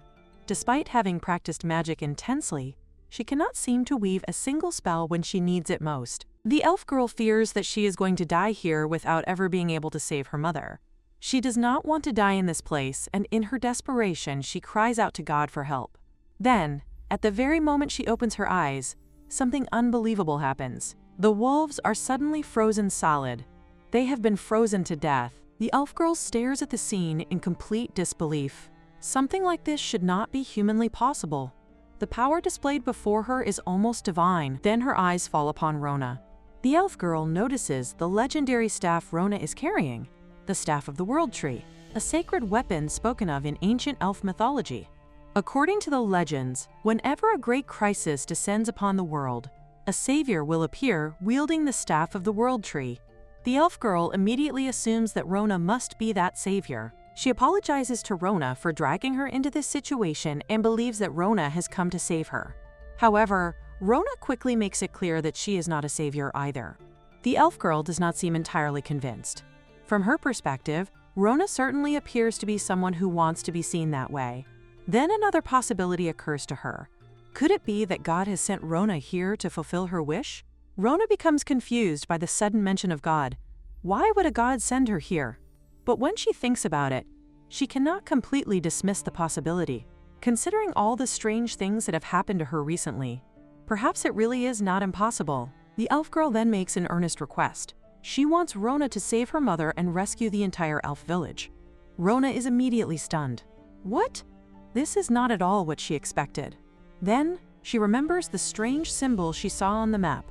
The subquest is apparently titled The Doctor's Ambition, and now that she has become involved, there does not seem to be any way to cancel it. Rona begins to wonder whether accepting this quest is actually a good idea. Before she can think about it any further, the elf girl takes her hand and begins leading her through the forest. She explains that the hidden village of the elves is this way. Rona still does not consider herself a savior, but she follows along anyway. The elf girl then warns her to hold her hand properly. If Rona lets go, she may never be able to find her way back. The place they are entering is one Rona vaguely remembers hearing about, even when she was confined to her mansion. It is the Lost Forest. According to Irna, the elves have created a special lost mist barrier around their village to conceal it from outsiders. The barrier makes the entire forest extremely difficult to navigate, even for those who know the area. Rona finds the whole situation rather frightening and begins to feel that she really wants to go home. Still, she continues following Arna through the forest. She asks whether they are getting close to the village yet. Then, without warning, numerous elves suddenly appear from all directions. They seem to have emerged out of nowhere. The atmosphere immediately becomes tense. The elves order Rona to leave at once. Erna quickly steps in front of Rona and protests, asking what everyone is doing. She insists that Rona is not a bad human and has not come here with hostile intentions. One of the elves then addresses Irna as Princess Irna and demands to know what she intends to do. Rona is taken aback. Princess? She realizes that she has somehow become involved with someone extremely important. She wonders just how much trouble this situation is going to cause. Still, perhaps it will not become a major problem. Rona explains that she does not intend to do anything. She was simply brought here by Irna. The elf refuses to believe her. He accuses Rona of lying and claims that they know she caused an unnatural disaster in the forest. Rona becomes confused. How did they even find out about that? The elf boy explains that the enormous amount of mana released during the incident could not possibly have come from anyone else. They have never encountered a person possessing such an absurdly large amount of mana. The surrounding elves immediately become suspicious and hostile. They begin calling Rona the Witch of Calamity and demand to know whether she intends to destroy their forest. Some even begin questioning whether the elves will be forced into war with humanity because of her. Rona is completely bewildered by how quickly the situation has escalated.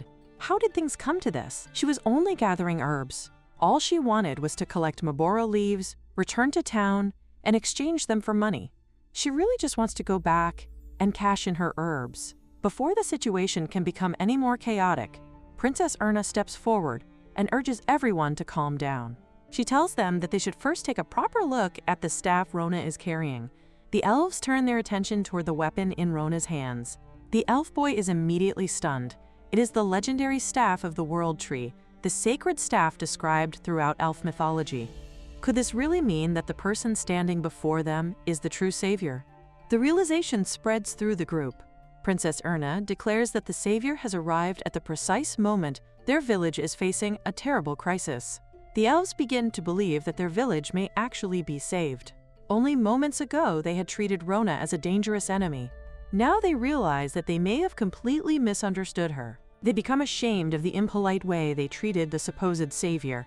One after another, the elves drop to their knees and apologize to Rona. Rona watches the entire scene unfold before her. She cannot help but wonder whether this situation is really going to become a big deal after all. The scene then cuts to Rona's father, who is speaking with someone about how everything is progressing. The person assures him that, thanks to his support, they are making an excellent amount of money and that the plan is proceeding smoothly. The person is a girl. She explains that, thanks to the enormous financial and moral support he has provided, everything is going according to plan, and with his power behind them, the prosperity of the family is surely within reach. Rona's father tells her to continue putting in her efforts without hesitation. She acknowledges his instruction and makes it clear that she is doing all of this for his family as well.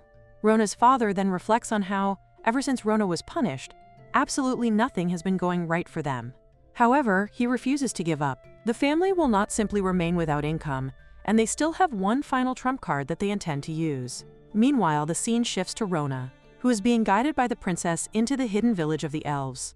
As she looks around at the surroundings, Rona cannot help but be amazed by the beauty of the place. The princess is pleased to hear the savior praising their village and is clearly happy that Rona finds it so wonderful. However, Rona does not consider herself merely the savior everyone keeps calling her. As she continues looking around, another thought suddenly comes to her mind. Speaking of the village, she remembers hearing that a strange disease is spreading among the elves. The princess has never mentioned this matter to her directly, yet Rona is surprisingly well informed. Rona realizes that the crisis the elves had been discussing must be connected to this mysterious disease. She then admits that she actually learned about it through the internet. Rona begins wondering whether there might be something she can do to help. Unfortunately, she immediately realizes that this is not exactly something she can handle on her own. Still, she wishes there were at least some kind of clue available on the internet that could help her understand the strange disease. As she continues walking, Rona suddenly looks around with curiosity and asks the princess whether she can buy some elf juice and elf crackers. The princess apologizes and explains that they are not producing either of those things at the moment because of the strange disease. Hearing this leaves Rona extremely disappointed. The loss of her favorite elf products seems to strengthen her determination even further, and she resolves that she will definitely do something about the mysterious disease. The princess then informs Rona that they have finally arrived and that the magnificent building before them is her home. Rona looks at it in amazement, immediately noticing that it resembles a grand castle. The princess observes that, as expected, the savior possesses a pure heart. She is genuinely touched by how determined Rona is to help people she has only just met. At the same time, she cannot help but wonder whether Rona's determination is simply the result of an impulsive motive. The princess then announces that she has brought the savior and requests that the gates be opened so Rona can enter. Inside, Rona is introduced to the elf queen. The queen asks whether this young girl is truly the savior everyone has been speaking about. Rona approaches her and respectfully introduces herself. The elf queen apologizes for the condition of the village, despite Rona's important visit. Rona immediately assures her that there is no need to apologize and that she does not mind the circumstances at all. However, the queen soon notices something unusual about Rona. She wonders whether Rona can truly perceive what is around her, as though she can sense something that ordinary people cannot. The queen herself seems to feel something almost divine coming from Rona, as if Rona carries the very essence of the world within her. Meanwhile, Rona becomes slightly suspicious. She remembers that she has now switched to private mode on the internet, meaning that no one else should be able to see what she is doing or accessing. She therefore wonders whether the queen has somehow instinctively sensed the mysterious power surrounding her. The elf queen declares that today is a joyous occasion and that they should prepare a grand feast to celebrate the savior's arrival. However, before she can continue speaking, she suddenly begins coughing. The doctor immediately urges the queen not to speak too much, explaining that it is bad for her health. The queen needs to take her medicine, so she follows the doctor's instructions and takes it. After taking the medicine, the queen praises it, remarking that, as always, the doctor's medicine works wonders. She also acknowledges that the doctor remains as skilled as ever. There is, after all, a reason why this woman has been entrusted with such an important position. The doctor humbly accepts the queen's praise and considers it an honor to receive such recognition.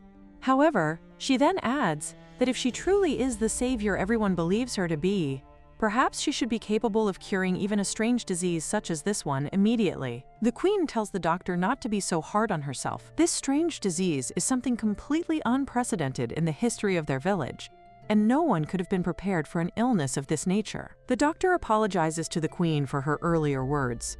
With that, the princess turns her attention to the doctor and asks about her mother's condition. The doctor initially assures her that everything is fine. However, the queen immediately asks her to speak honestly and clearly, rather than trying to hide the truth. The doctor then admits that, truthfully, the queen's condition is not very good. If only they could obtain the necessary ingredient, they would be able to prepare the secret elven medicine that could help her. The princess apologizes, explaining that she has already gone into the forest to search for the ingredient, but despite her efforts, she simply could not find it. The queen reassures her daughter that she has done nothing wrong and tells her not to cry. She does not want the princess to blame herself for something that is beyond her control. Hearing this, the princess goes to her mother and embraces her. The queen returns the embrace, and the two of them remain together in a heartfelt hug. Watching them, Rona begins to wonder whether she is simply out of place in this moment. She feels as though she has accidentally stepped into an intimate family moment and does not quite know where she belongs. The doctor then explains that she still has other patients who require her attention, so she decides that it is time for her to leave. The queen asks her to continue taking care of the people of the village. The doctor assures the queen that she will, and then leaves. Outside, Rona notices that many of the villagers immediately approach the doctor. They desperately beg her to give them medicine, insisting that they will give her anything in exchange, even precious treasures that have been passed down through their families. The doctor calmly asks everyone to wait a little longer. She assures them that she will bring the medicine at the usual time. Rona watches the scene and realizes just how deeply the doctor is loved and trusted by everyone in the village. However, the doctor's name, Zariche, suddenly feels strangely familiar to her. Rona cannot help but think that she has heard the name somewhere before. Meanwhile, Zariche walks away from the villagers. Once she is far enough from them, she begins to chuckle quietly to herself. In her mind, she considers all of them foolishly endearing. Zariche reflects on the nature of her pollen. Once dispersed, it is completely colorless and odorless, making it impossible for people to detect as it mixes naturally with the air. Under the right conditions, the pollen can even travel hundreds of kilometers. She had first conducted an experiment by spreading a weaker version of the poisonous pollen throughout the area. The experiment had been a tremendous success. The symptoms caused by the poison could only be alleviated, even temporarily, through the use of the medicine she provided. This had allowed her to control the situation perfectly. The villagers became dependent on her medicine without ever realizing that she was the one responsible for their suffering in the first place. But Zariche knows that this is only the beginning. There is an even greater flower in existence, the Queen of Heart Rose, the strongest flower in the world. Once that flower blooms, Zariche believes that she will become the queen of this world. When that happens, even the great queen herself, along with those arrogant members of that foolish family who once ordered Zariche around, will eventually be groveling at her feet. And the moment is almost here. The Queen of Heart Rose is nearly ready to bloom. Zariche also thinks about how close she is to making her medicine truly indispensable. While everyone continues calling Rona the savior, Zariche intends to remain behind the scenes and allow the villagers to worship their supposed savior in complete ignorance. She will let them believe that Rona is the one who can save them, while Zariche quietly takes advantage of their desperation and eventually strips them of all their wealth. However, just as she is enjoying her plan, Zariche suddenly hears the villagers cheering. They are thanking the savior. Some of them are happily saying that, thanks to the savior, they no longer have to spend their money purchasing such expensive medicine. Zariche stops in confusion. She looks around at the energetic villagers, unable to understand what she is seeing. Those who have inhaled her poisonous pollen should not be capable of moving around with such energy. They should still be suffering from its effects. Yet the villagers appear healthier and more energetic than before. Zariche begins to realize that something has gone terribly wrong with her carefully constructed plan. She wonders what could possibly have happened. Then, one possibility suddenly comes to her mind. Could Rona have done something? The queen reassures everyone that there is still some medicine remaining and that there is more than enough for everyone, so no one should hesitate to take it. She then declares that they should celebrate both their recovery and the visit of their savior. The villagers immediately become cheerful, and the atmosphere turns into one of celebration. However, Zariche watches the scene in disbelief. Wasn't the queen supposed to be on the verge of death? Yet now everyone is healthy, energetic, and happily taking the medicine. Zariche cannot understand how everything has changed so suddenly. A disturbing possibility enters her mind. Could the queen be using the secret elven medicine? As a pharmacist, Zariche knows better than almost anyone that the secret elven medicine cannot simply be mass-produced. The main ingredient required to create it is extremely difficult to obtain. Even the princess herself had gone into the forest searching for that ingredient and had been unable to find it.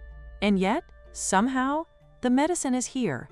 Zariche cannot understand what is happening. Her plan had been flawless until only moments ago. The villagers had been suffering from her poisonous pollen, and she had been revered as the savior who could provide the medicine they desperately needed.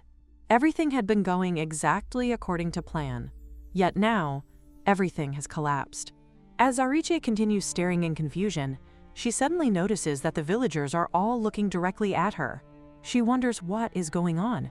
One of the elves then points out that Zariche appears to be the person who has been spreading the poisonous pollen that caused everyone to become sick. The situation becomes even more humiliating for Zariche. She realizes that the villagers have already figured out what she has been doing. She is furious. The medicine she had prepared had been produced so quickly, and she had intended to use the villagers' desperation to take their wealth from them. She had planned to make them dependent on her and force them to pay whatever price she demanded. Yet now that entire scheme has been exposed, Zariche grits her teeth in frustration, unable to comprehend how everything has gone wrong. She then decides that she has no choice but to escape. Using her numbing gas, Zariche creates an opportunity to flee before anyone can stop her. The queen watches her escape and realizes that Zariche has gotten away. She wonders whether allowing her to escape is really all right. Rona calmly assures her that it is fine for now. They have not yet prepared a proper countermeasure against Zariche, so chasing after her immediately would not necessarily be the best choice. According to the information Rona has found on the internet, however, a useful skill should soon become available to her. That skill is alchemy mastery. Rona recalls that, according to the information available online, the level of alchemy mastery increases according to the amount of MP consumed while performing alchemy. Fortunately for Rona, she possesses an inexhaustible supply of MP. The secret elven medicine requires an enormous amount of MP to create, which means that producing it repeatedly provides the perfect conditions for rapidly increasing her alchemy skill level. Rona is especially glad that she previously carried out her infinite harvesting of the leaves in preparation for making the secret elven medicine. All of that preparation has now paid off. Still, Rona cannot help but think about Zariche. The name had seemed strangely familiar to her from the beginning, as though she had encountered it somewhere before. She never expected that the person behind that familiar name would turn out to be an enemy. Rona feels as though she has received an absolutely terrible spoiler after realizing the truth. Nevertheless, there is no point dwelling on it now. At least she knows what she is dealing with, and she can finally begin preparing countermeasures against the abnormalities caused by the traitor. With that, Rona announces that she is going to step out for a little while and tells everyone to continue enjoying the banquet. The princess immediately wonders where Rona is going. Rona simply explains that, for the time being, she intends to put a stop to Zariche's ambitions. The princess is deeply moved by Rona's determination. She cannot help but think about how kind and courageous someone must be to go to such lengths for people she has only just met. But the truth is somewhat different. Rona is not only doing this because she wants to save the elves. Deep down, she is still extremely angry about one very important matter. Her elf crackers and elf juice are no longer being produced. Zariche is now huffing inside the greenhouse, relieved that she is somewhere she believes to be safe. The Lord notices her frustrated expression through the crystal ball and wonders if something is wrong. Her behavior seems unusual to him, especially since their communication does not appear to be going smoothly at all. Zariche, however, is desperately trying to hide her frustration. She knows that if the disgraceful state of affairs inside the village becomes known, their supporters will immediately cut off their assistance. If that happens, it will become impossible for everyone to make a complete recovery. For that reason, she insists that there is nothing wrong and that everything is proceeding smoothly, even though the situation is rapidly slipping beyond her control. The Lord cannot understand her at all. From his perspective, she is acting strangely, and even their communication is failing to go as smoothly as it should. He cannot help but wonder how everything has come to this. It has only been a few hours, yet the situation has changed dramatically. The secret elven medicine has already been mass-produced, and even a hidden scheme has been exposed and signed through. On top of that, the trust that the people have in the village has plummeted. All of these unexpected developments begin after that little girl appears. Zariche cannot stop thinking about her. Who exactly is that little girl? How does she know about her plans? Could she really be the genuine savior everyone has been waiting for? The possibility frustrates Zariche, but she refuses to surrender. If things have truly reached this point, then she decides that it is time to use her final resort. That final resort is the Queen of Hartros. Zariche plans to gather all of the mulad circulating throughout the greenhouse and concentrate it within the Queen of Hartros, accelerating the flower's blooming process. If she can use the people enslaved by the flower and increase the number of Queen of Hartros plants throughout the surrounding areas, the territory controlled by the flower will continue to expand. Eventually, Zariche will become a queen ruling over the entire world. The thought fills her with excitement. She believes that all she needs to do is buy enough time until the Queen of Heartros fully blooms. Once that happens, victory will belong to her. The greenhouse itself is essentially a castle and a formidable dungeon under Zariche's control. It is protected by her powerful plan manipulation skill, making it a place where she believes no intruder can possibly defeat her. Anyone foolish enough to approach is welcome to come from any direction. In her mind, there is nowhere for them to go once they enter her territory. But then, something catches her attention. Zariche suddenly notices someone entering the greenhouse from above. Her eyes widen in disbelief. It is Rona. Rona is actually descending from the ceiling, and she appears to be carrying something that looks extremely dangerous as she makes her way down. Zariche stares at her in shock, unable to believe that Rona has somehow managed to enter the greenhouse from above. Finally, Rona reaches the ground and lands on her knees. The unexpected entrance startles Zariche. She cannot believe that someone has actually managed to infiltrate her greenhouse in such a bizarre manner. The internet maps had apparently indicated that there was a hidden passage leading into the area, but in reality, it turns out to be less of a proper passage and more of a physical shortcut. Even after witnessing such an absurd entrance, Zariche remains confident. There is still a long road ahead before everything can be settled, yet Rona has apparently chosen to enter this place unarmed, which only makes Zariche regard her as a fool. Zariche then approaches Rona and welcomes her into her poison garden, despite recognizing her as an intruder. She wonders whether Rona has come all this way with the intention of defeating her. However, Zariche is completely certain that Rona has already made a fatal mistake. The moment Rona enters the greenhouse, Zariche believes her defeat is already certain. Rona asks Zariche what she means by that, unable to understand what she is implying. Zariche confidently points out that it should already be about time for her special poison pollen to start taking effect. Even if Rona knows everything about the poison, it is impossible for her to deal with all of the poisonous elements scattered throughout the greenhouse. Knowledge alone will not protect her from something that surrounds her from every direction. Even if Rona possesses the secret elven medicine, Zariche believes that it will be useless if Rona becomes paralyzed or poisoned before she has the chance to drink it. With that in mind, Zariche eagerly waits for the poison to take effect and tells Rona to show her a dance of agony. Rona only stares at her in perplexed confusion. Zariche chuckles as she watches her, expecting Rona to collapse at any moment. However, after several seconds pass, she notices something strange. Rona is still standing there. She has not fallen. She has not even been affected. Zariche's expression changes as she wonders why her poison is not working. Rona then apologizes and explains that it seems the poison has actually worked somehow, but the person standing there is not her real body. It is a substitute doll.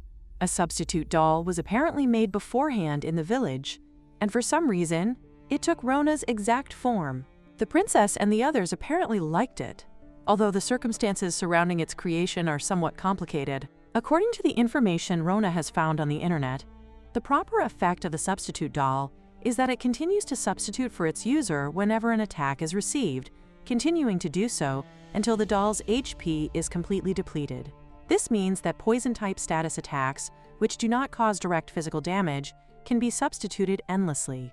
Rona quickly realizes how useful this is. If that is really how the substitute doll works, then all she needs to do is attack from outside the poison plant greenhouse. If she can avoid the poison entirely and strike from a safe distance, she should be able to win extremely quickly. However, before Rona can even make her attack, the Lord's voice once again comes through the crystal ball. He calls out to Zariche and asks whether everything is truly all right on her side. Zariche immediately assures him that there is no problem.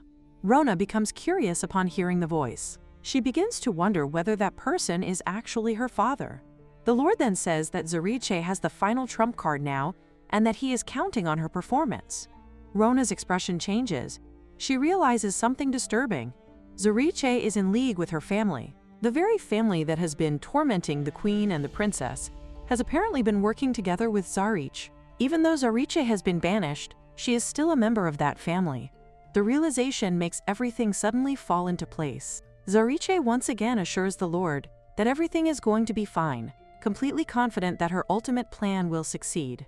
But Rona is no longer willing to tolerate any of this. She knows that she has to deal with her family matters herself, and she refuses to allow anyone else to suffer because of them. Rona begins to use Terra Drain. Zorichi immediately notices something strange. She cannot understand where all the mana from the poison plants is being absorbed. The enormous amount of energy surrounding the greenhouse is rapidly being drawn away, leaving Zorichi increasingly alarmed. Rona then unleashes her full power. A small flame appears. At first, it seems almost insignificant, but the flame quickly grows into something devastating. Rona uses it to destroy the entire greenhouse. The poison plants begin to burn, one after another, and Zorichi watches in horror as everything she has built begins to collapse before her eyes. She cries out in despair as she realizes that all of her precious plants are going to be ruined. Then the flames approach the Queen of Heartros. Zorichi's panic reaches its peak. She desperately begs for the Queen of Heartros to be spared, pleading for Rona to stop at least that one plant. But her plea is ignored. The dragon moves forward and completely incinerates the Queen of Heartros as well. The powerful plant is reduced to ashes. Rona has defeated the Queen of Heartros. As a result, she gains a tremendous amount of stats, along with the rewards obtained from defeating the numerous other poison plants throughout the greenhouse. Zorichi can only stare in disbelief. It has happened right before her eyes. The Queen of Heartros, the centerpiece of her entire plan, has been defeated in only 3 strikes. Zorichi cannot accept what she is seeing. This cannot be happening. Her plan has been perfect. She has considered every possibility, prepared the greenhouse, spread the poison, controlled the plants, and even prepared the Queen of Heartros as her final trump card. Everything should have gone exactly according to plan. Yet none of it matters. Rona has simply destroyed everything. Zorichi cannot understand how this little girl is able to move as though she already knows everything. It is almost as if Rona has anticipated every single one of her attacks before they happen. Then another terrifying realization strikes her. Zorichi wonders whether the enormous attack that has just annihilated the entire greenhouse is actually wide-area annihilation magic. Rona calmly explains that it is merely a regular magic spell. That answer leaves Zorichi completely horrified. If something capable of destroying her entire greenhouse in an instant is merely an ordinary magic spell to Rona, then Zorichi finally understands the truth. There is no way she can win. In conclusion, Zorichi has been planning to enslave people throughout the world by using the salmon following of the mercenary Queen of Hearts. However, Rona has defeated her sinister plan and successfully captured her. With that, the incident is finally brought to an end. The development is so sudden that the queens are barely able to keep up with everything that has happened. It feels as though they have been caught in one enormous whirlwind, with one crisis following another without giving them any time to breathe. Yet now, at last, the danger has passed, and the village is beginning to recover. The people are celebrating the preservation of their home and the restoration of the peace that had nearly been taken away from them. Their gratitude is directed toward Rona, whom they now regard as their savior. As Rona walks through the village, she notices 2 little boys running happily through the streets. She accidentally bumps into them, but the children simply continue running at their own pace, enjoying themselves without a care in the world. Watching them, Rona thinks that the entire situation has been rather frightening. Only a short while ago, this peaceful scene would have been impossible. The village had been in danger, and everyone had been fighting simply to survive. The princess calls out to Rona and asks whether she is enjoying herself, while the princess and the queen are here with her. The queen also remarks that everyone seems unusually lively today, and she attributes the cheerful atmosphere entirely to Rona. The villagers have regained their smiles because of her actions, and, as expected, they regard her as a true savior. The princess then becomes curious about Rona's past. She imagines that Rona must have experienced many adventures before arriving at their village, and she expresses how much she would like to hear about those adventuring days. Hearing this, Rona reflects on everything that has happened since the day she was exiled. So much has taken place that it almost feels impossible to believe that it all happened to her. The princess has also heard about the world staff. According to what she knows, obtaining it requires overcoming 9 extremely difficult trials, and anyone who attempts them must work extraordinarily hard. She wonders whether Rona really managed to overcome all of those hardships herself. This causes Rona to reflect on the truth. She knows that she did not obtain the staff through such honorable trials. Instead, she cheated in order to acquire something that is extremely important to the elves. The thought weighs heavily on her, and she can no longer keep the truth hidden. Rona finally apologizes to the queen and the princess and explains that she is a member of the Kukurika family. She tells them that she intends to reveal everything that has happened to her from the very beginning. With that decision, she recounts the entire situation to them, including her connection to the Kukurika family, the circumstances surrounding her exile, how she came to possess the world staff, and everything that has happened since then. After hearing her story, the princess and the queen are deeply shocked. From their expressions, Rona assumes that they must be furious. She believes that their anger is completely justified. After all, she is the daughter of people who cooperated with Zariche, and she obtained the world staff, an artifact of enormous importance to the elves, through deceit. Yet, instead of condemning her, the princess and the queen react with admiration. The princess is amazed that someone as kind, strong, and impressive as Rona has come from such a family. Rather than seeing her as a criminal who has deceived them, she sees her as the savior who protected their village. The queen is equally astonished by Rona's abilities. The fact that Rona possesses a skill that allows her to hear the words of God, as well as understand the workings of the world itself, seems almost unbelievable to her. Rona is confused by their reaction. She cannot understand why they are not angry with her. She reminds them that she is the daughter of people who cooperated with Zariche, and that she acquired the world staff dishonestly. Because of that, she decides that she will return the staff to the elves. Rona knows exactly what that means for her future. Without the world staff, she will no longer be able to use the powerful magic that has supported her journey. If she continues traveling without it, she may eventually die. In her mind, returning the staff means that her journey will come to an end here. However, the queen immediately makes it clear that Rona is worrying over something insignificant. The concern that seems so serious to Rona is, in the queen's eyes, almost foolish for someone who has accomplished so much. The queen explains that what matters is not how Rona originally obtained the staff, but what she has accomplished with it. The elves themselves have witnessed her achievements. They have seen Rona save their village. They have seen her stand against the danger threatening them, and ultimately protect not only their people but the world itself. From the perspective of anyone who has witnessed those deeds, Rona is undeniably a splendid savior. The fact that she was chosen by a skill that allows her to hear the words of God only makes her achievements even more extraordinary. Regardless of her origins or the circumstances surrounding the world staff, her actions have proven what kind of person she truly is. Hearing this, Rona finally smiles. She realizes that she has received what feels like a lifetime's worth of praise in a single day. After everything she has endured, being accepted and recognized in this way touches her deeply. She sincerely thanks the queen and the princess for their kindness and for seeing her for who she truly is, rather than judging her solely by her family's actions. However, the queen still has something important to say about the Kukurika family. She reveals that she has heard about Rona's family before. The Kukurika family has caused trouble for the great spirit reign of the forest in the past. The queen had believed that their interference had finally stopped after she warned them, so she had assumed that the matter was settled. Yet, according to what she has learned from Zariche, the Kukurika family appears to have been conspiring with her in order to seize control of the forest. The realization weighs heavily on the queen. She feels responsible for failing to notice what was happening under her own watch. If the Kukurika family has truly been working together with Zariche to take control of the forest, then she regrets not discovering their scheme sooner. Rona sincerely apologizes for everything that has happened, but the queen immediately assures her that she has nothing to apologize for. Rona is not responsible for the actions of her family, and there is no reason for her to carry the burden of their mistakes. Besides, the queen has already warned the Kukurika family once before.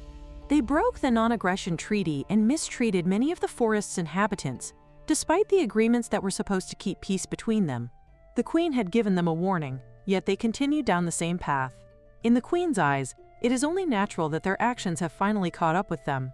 She also points out that the Kukurika family has truly missed out because of their behavior. If they had not treated Rona so poorly, simply for the sake of short-term gains, they might have enjoyed great prosperity by now.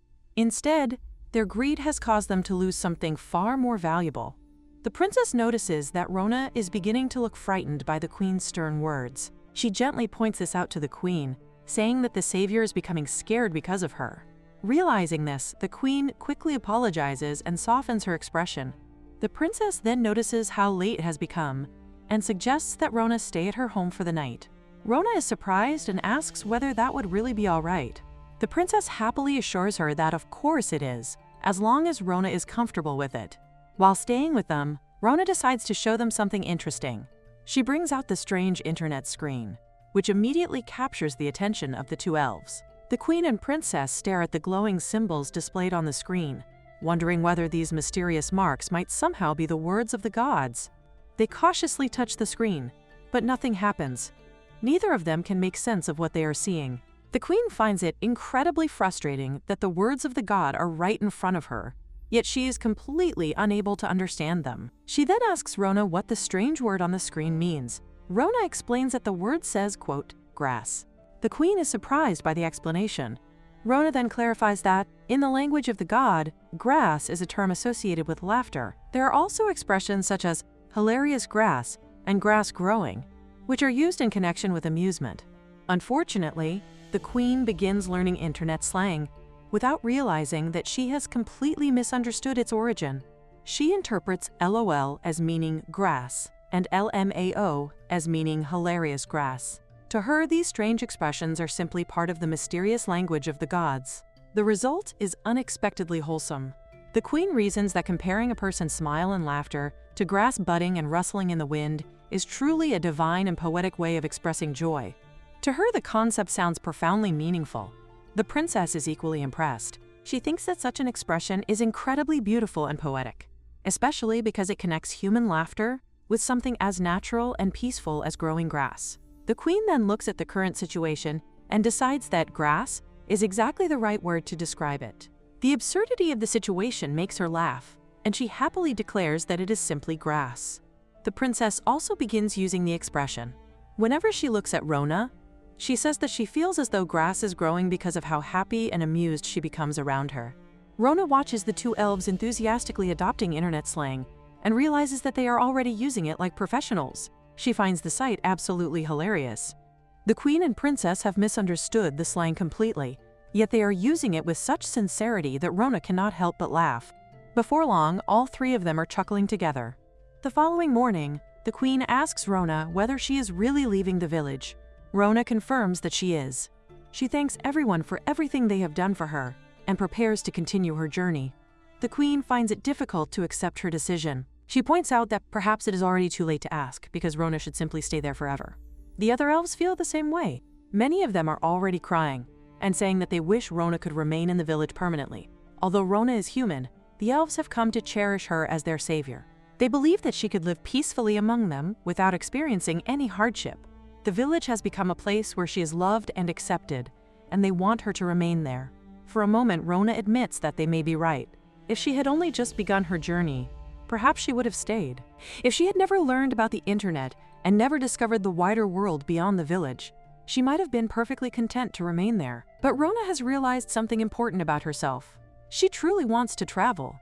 She wants to eat delicious food in different places. She wants to see beautiful scenery that she has never encountered before. She wants to meet all kinds of people, experience unfamiliar cultures, discover new things, and perhaps help someone along the way. Most importantly, she realizes that she enjoys being able to help someone and then receive their gratitude in return. All of those experiences have become precious to her. Rona realizes that she may never have discovered this desire if she had not met the elves. They helped her understand what she truly wanted from her journey, and for that, she is deeply grateful. The queen understands that trying to hold Rona back would be selfish. If Rona truly wishes to continue traveling, then it would be impolite to stop her. Instead, the queen decides to give Rona something as a token of their friendship with the elves. She entrusts Rona with a special charm. The charm is more than a simple gift. It represents the bond between Rona and the elves, and the queen explains that possessing it will likely allow Rona to receive assistance and convenience from the human king as well. Rona is startled by the offer. She cannot believe that she is really allowed to accept such an important item. However, the queen insists that the charm is nothing compared to what Rona has given them. The elves believe that they are the ones who have received far more than they could ever repay. She tells Rona that she should feel free to return whenever she wishes. The elves never forget a favor, and they will always remember everything Rona has done for them. No matter where Rona goes or how long her journey lasts, the elves will always consider her their friend, and this village will always be her home.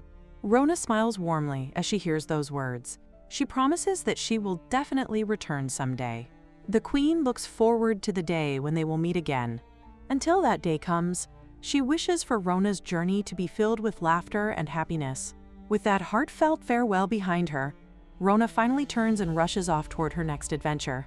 Behind her, the elves cheerfully shout their newly learned expression of laughter, grass. Their voices echo through the village as Rona continues forward. Her time with the elves has come to an end, but her journey is far from over. In truth, Rona's journey is only just beginning. The scene then cuts to Elmina, who is preparing for her escape under the cover of night. Everything is set, favorable to her elite life.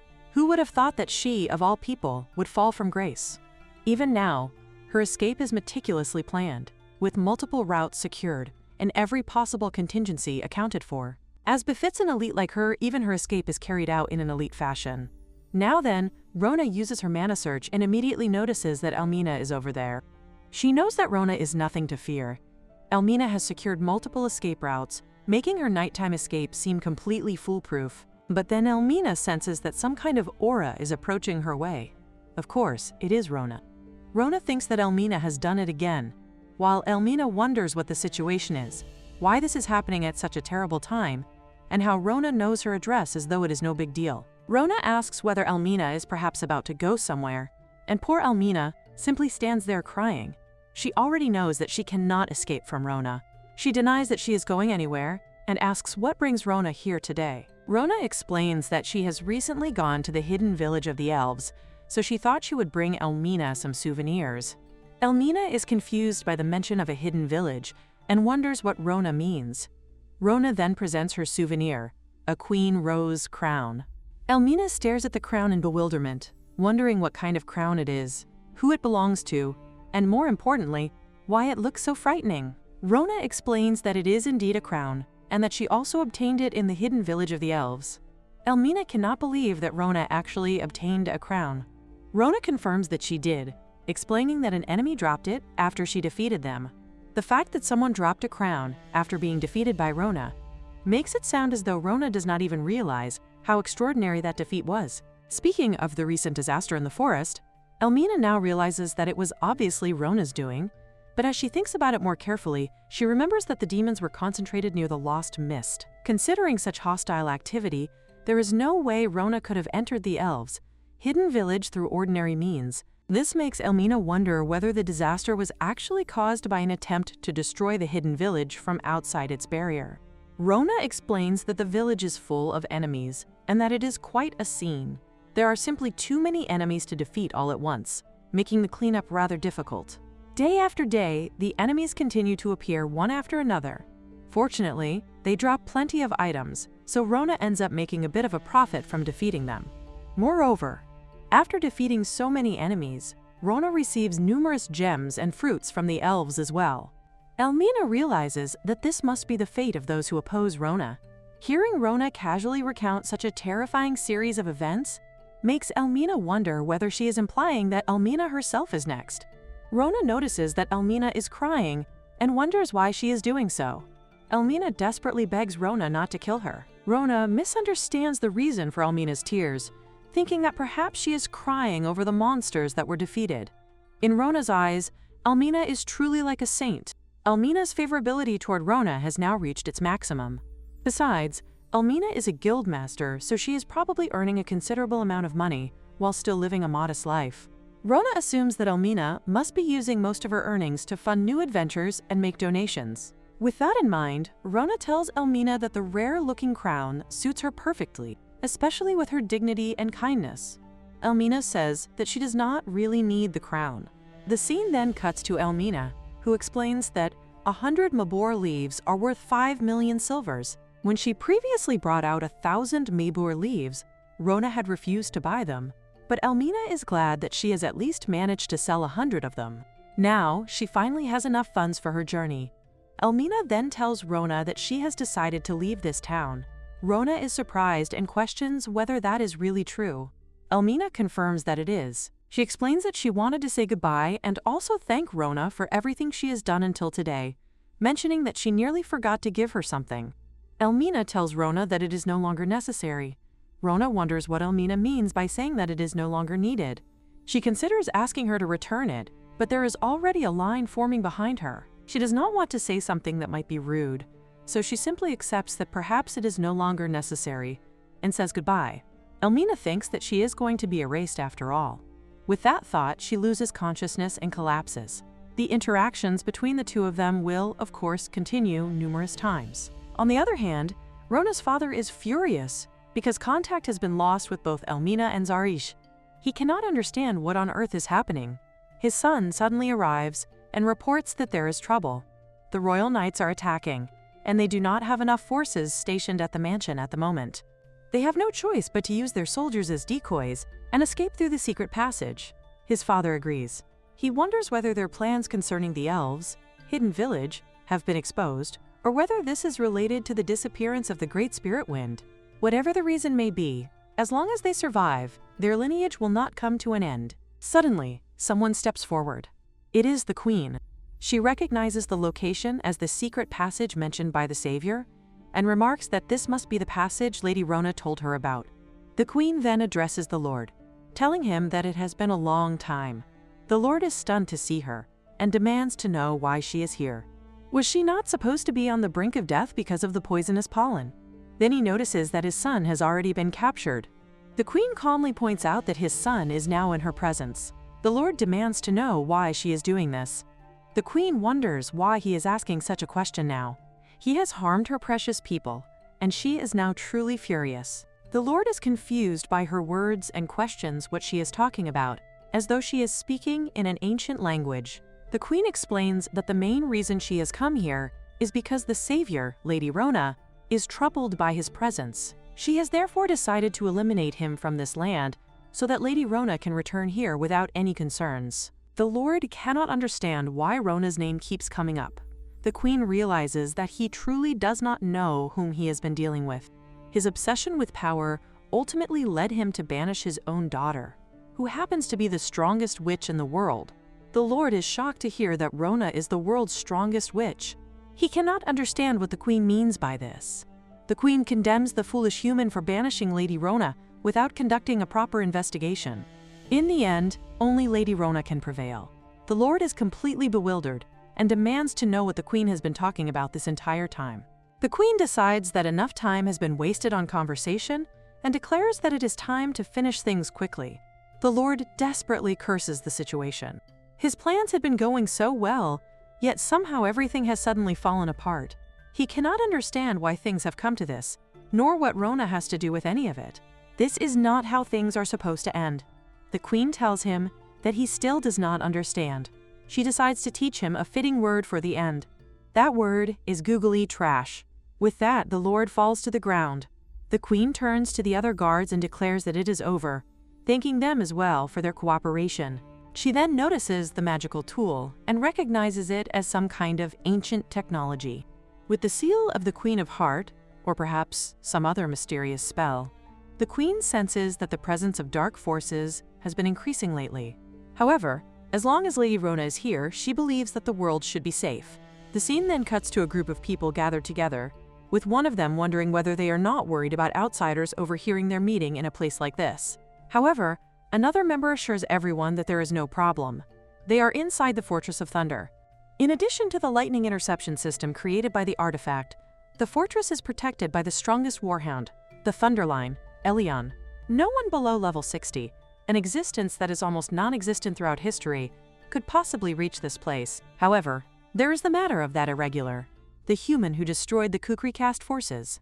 He completely dominated the elves, and apparently even forced the Kukri caste family members, Elmina and Zariche, who were under the evil dragon cult, to submit to him. They assume that this only happened because the elves were weak. After all, he is merely human. But there is also the anomaly at the Twilight Underground Temple. Isn't that strange as well? Some of the movements of the so-called irregular are far too perfect. It is almost as if every piece of information is completely exposed to him. One of the members orders everyone to remain silent. There is no change to their plan. Even if there is an informant among them, the time has finally come. Throughout history, the 7 goddesses and the 12 zodiac generals have grown weaker, while their memories of the ancient Great War have gradually faded.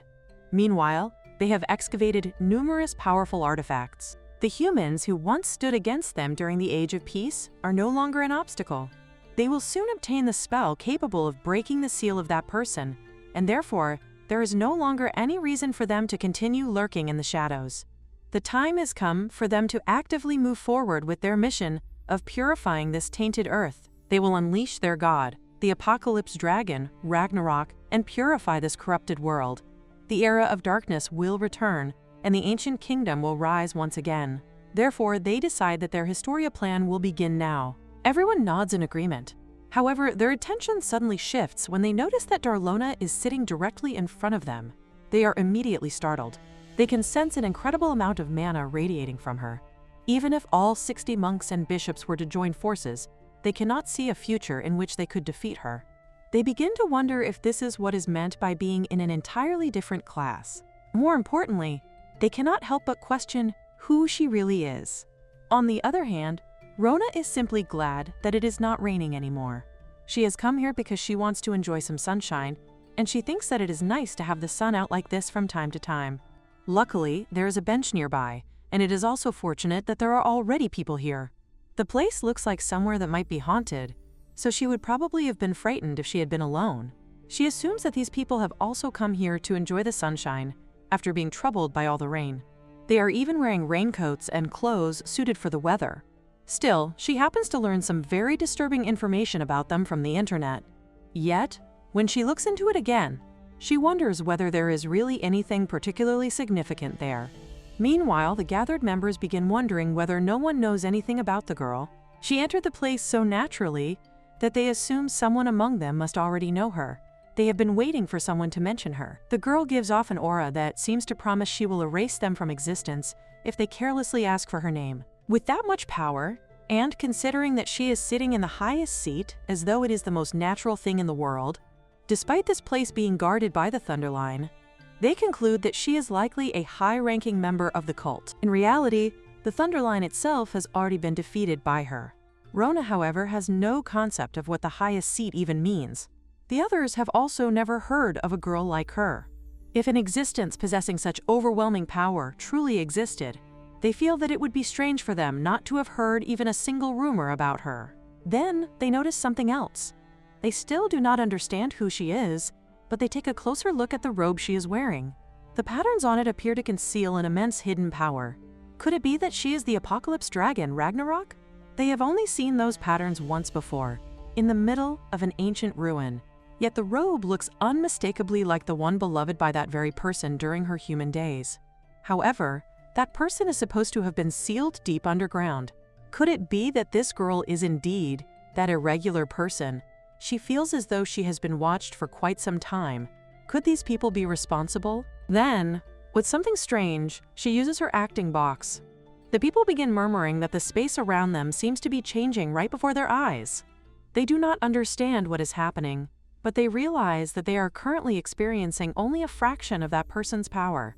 Rona, on the other hand, wonders why these people do not have any luggage. Perhaps they were simply caught outside by the lightning.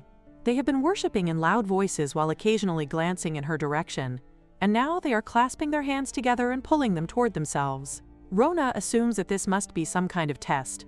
Meanwhile, the others begin wondering why they have not heard anything about the person's seal being broken. Perhaps the person has abandoned the dragon body that was sealed away and transferred their soul into another body. Approaching them without saying anything could have been a test to determine whether they would recognize the person despite the changed appearance, and whether they could demonstrate unwavering faith. The more they think about it, the more everything seems to make sense. Darlona then asks whether they would like to have some tea. The others wonder if enough time has passed for them to receive such mercy, and they become deeply impressed. They immediately declare that they will all follow her. Rona wonders why they are being so trusting. Still, she is glad that they are not frightening people. They are remarkably polite whenever she speaks to them. Perhaps she should have approached them sooner. She realizes that interactions like this, while taking shelter from the rain, are also part of the essence of traveling. Traveling is not supposed to be about natural disasters, world domination conspiracies, or being worshipped as a savior. It is also about these simple, ordinary moments. They must be hungry, especially since none of them has any luggage. Now that she thinks about it, she notices that all of the cult members are already preparing food together with her. Rona explains that they should first mix the eggs in vinegar, Then add olive oil and breadcrumbs, with cheese being the key ingredient. One of the cult members considers this to be an offering of his faith to the beloved drink of the divine. Rona explains that what they are making is mayonnaise. Apparently, within the gods' cult, mayonnaise is treated as a necessity inherited from the elves. When traveling to another world, making mayonnaise is considered a basic necessity. It is even said to serve as an emergency or portable food because of its rich energy content. One of the cult members compares it to those infamous elven-baked treats. If such a divine portable food could truly be perfected, then the very concept of supplies could be completely changed. They consider this to be a profound thought. However, the actual process is simple. Eggs, vinegar, and oil are mixed together until the mixture solidifies. Suddenly, one of the members shouts at another for doubting that person. He insists that this must be their trial, and that this is the moment when they must demonstrate their faith. Rona is glad that she brought the necessary ingredients. It turns out to be a very good way to pass the time. And because everyone is hungry, the cult members are cooperating with great enthusiasm. Rona thinks that this kind of activity is fun. The others enthusiastically agree. However, the mixture is not solidifying properly. Rona notices that the people in the black robes do not seem to be succeeding either. Perhaps some kind of special technique is required. Then she gets a good idea. Rona tells everyone to look at what she has. The others wonder what it could possibly be. She shows them something called a recipe video. She explains that it is difficult to explain everything herself, so she can show them how various things are made. The cult members wonder whether this could be some kind of book of creation. Regardless, Rona thinks that they will understand once they watch it. However, instead of a recipe, she suddenly notices a girl wearing a nightdress appearing on the screen and saying that they should not do that, calling someone Uni-chan. Everyone turns their attention toward the screen. They all end up staring at the 18+ video. Each member is harboring enough mana to suppress that of 6 human demons. The bishops are brought in for one purpose: to unleash the apocalypse dragon and destroy the world. One of them is certain that everyone understands what must be done. Their task is to create their own mayonnaise. They ask whether this is what Rona wants to show them, but Rona insists that it is not.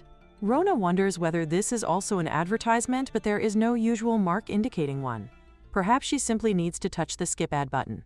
There are still 13 seconds left before she can skip it. All she wants is to watch the mayonnaise recipe video. Finally, they announce that it is done. They have successfully made their mayonnaise. To them, this is an act of faith toward God, and they have accomplished it. However, they cannot understand why the liquid solidifies without the use of any magic or skill. One of them explains that this is the essence of alchemy, a crystallization of wisdom that deviates from the world's system of skills and magic. The person who created it intends to convey the existence of such wisdom.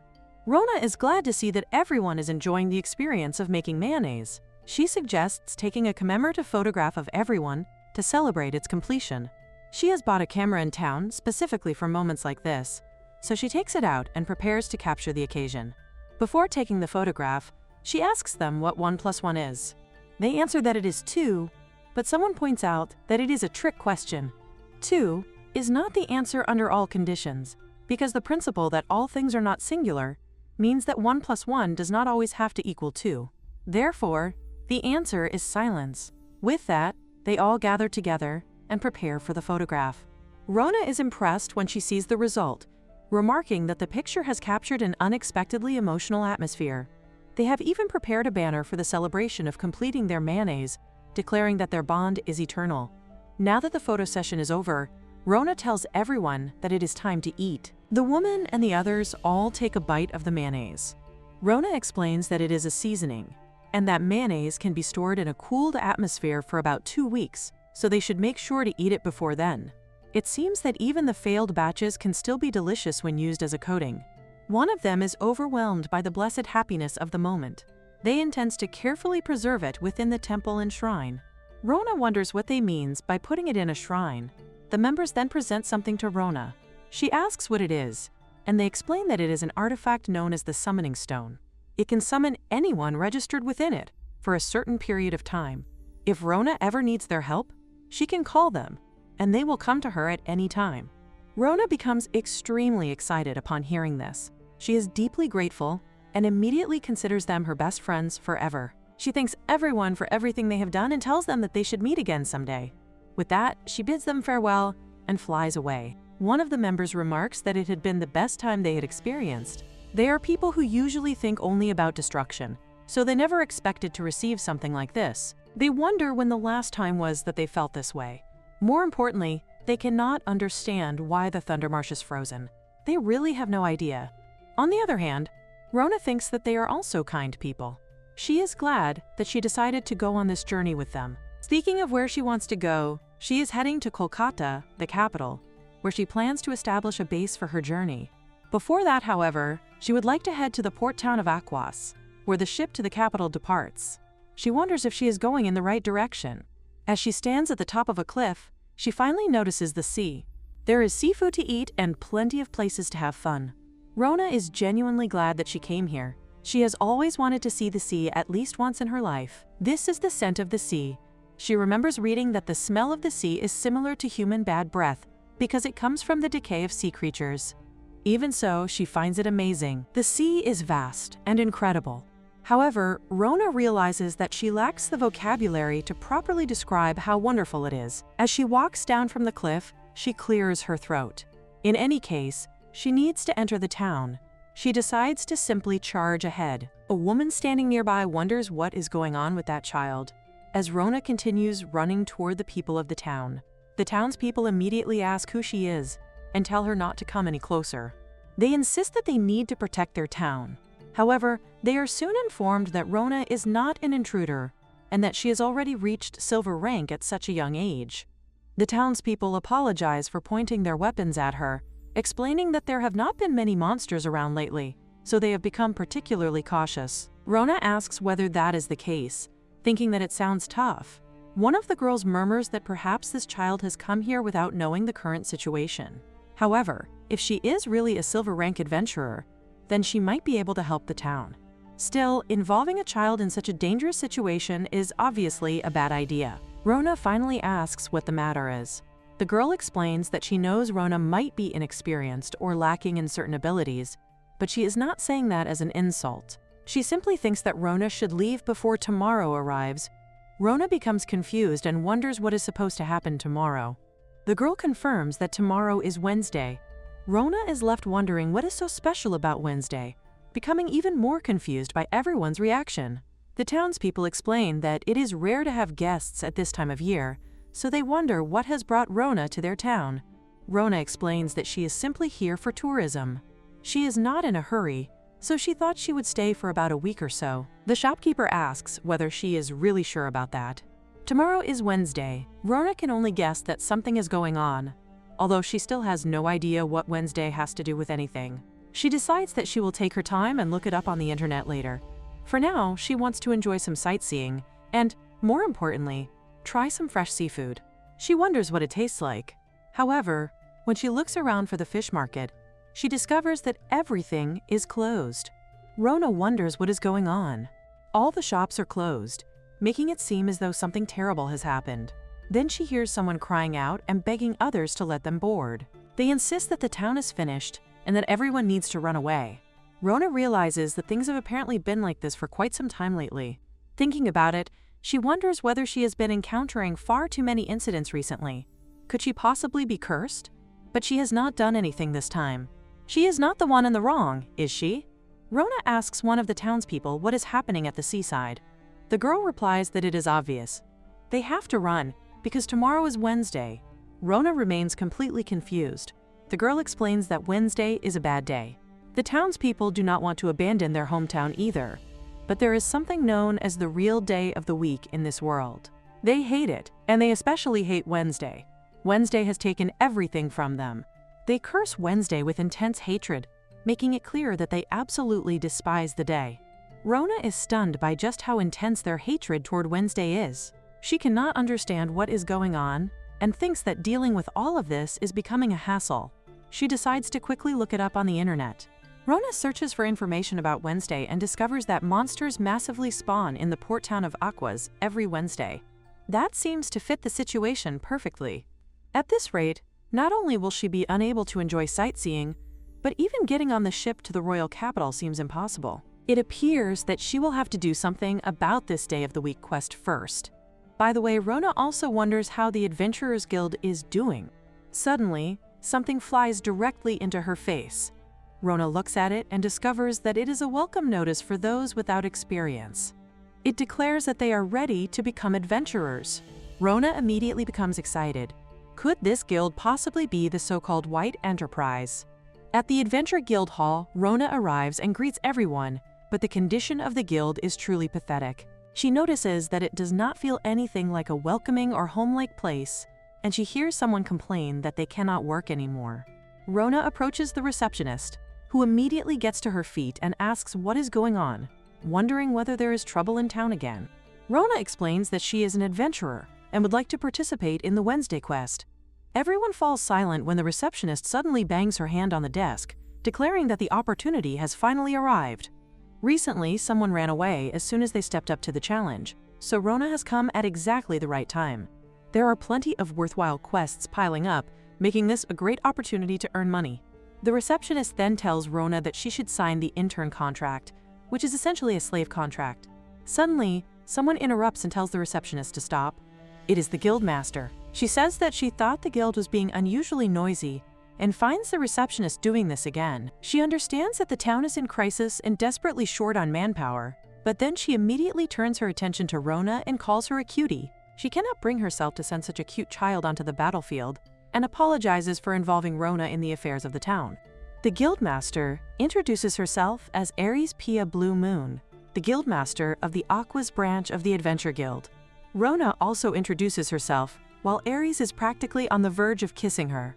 Aries is extremely happy that Rona has volunteered to fight for the town, but she still believes that Town Wednesday is far too dangerous for her. Rona questions this, having heard that the recommended level for the quest is over 20. Aries is not entirely sure what the recommended level means, but she points toward the adventurers present and explains that they are the people who have experienced Town Wednesday. Their appearances have completely changed. Simply experiencing Wednesday has left them looking like entirely different people. Aries explains that, at first, they also underestimate Wednesday. Although it is a massive outbreak of monsters, it happens only once a week, so they hope that the outbreaks will eventually come to an end. In the beginning, they can even laugh about it, thinking that they are making a profit thanks to Wednesday. However, Wednesday continues to happen week after week for an entire year. No matter how many monsters they defeat, their numbers never decrease. Gradually, the spirits of the townspeople begin to wear down, and then the collapse happens all at once. Everything in the town is ruined. The merchants and adventurers have already given up on the town. With so few people and supplies remaining, they cannot even repair their worn-out equipment. Even after fighting to such an extent, the devaluation of monster materials means that they can no longer make a profit. The only people left in the town are the dead soldiers, who have resigned themselves to dying alongside the town. That is the current state of Aquas. Rona thinks that the Day of the Week quest is frightening, but she wonders whether everything is really okay. If things are this bad, surely they need more people to help.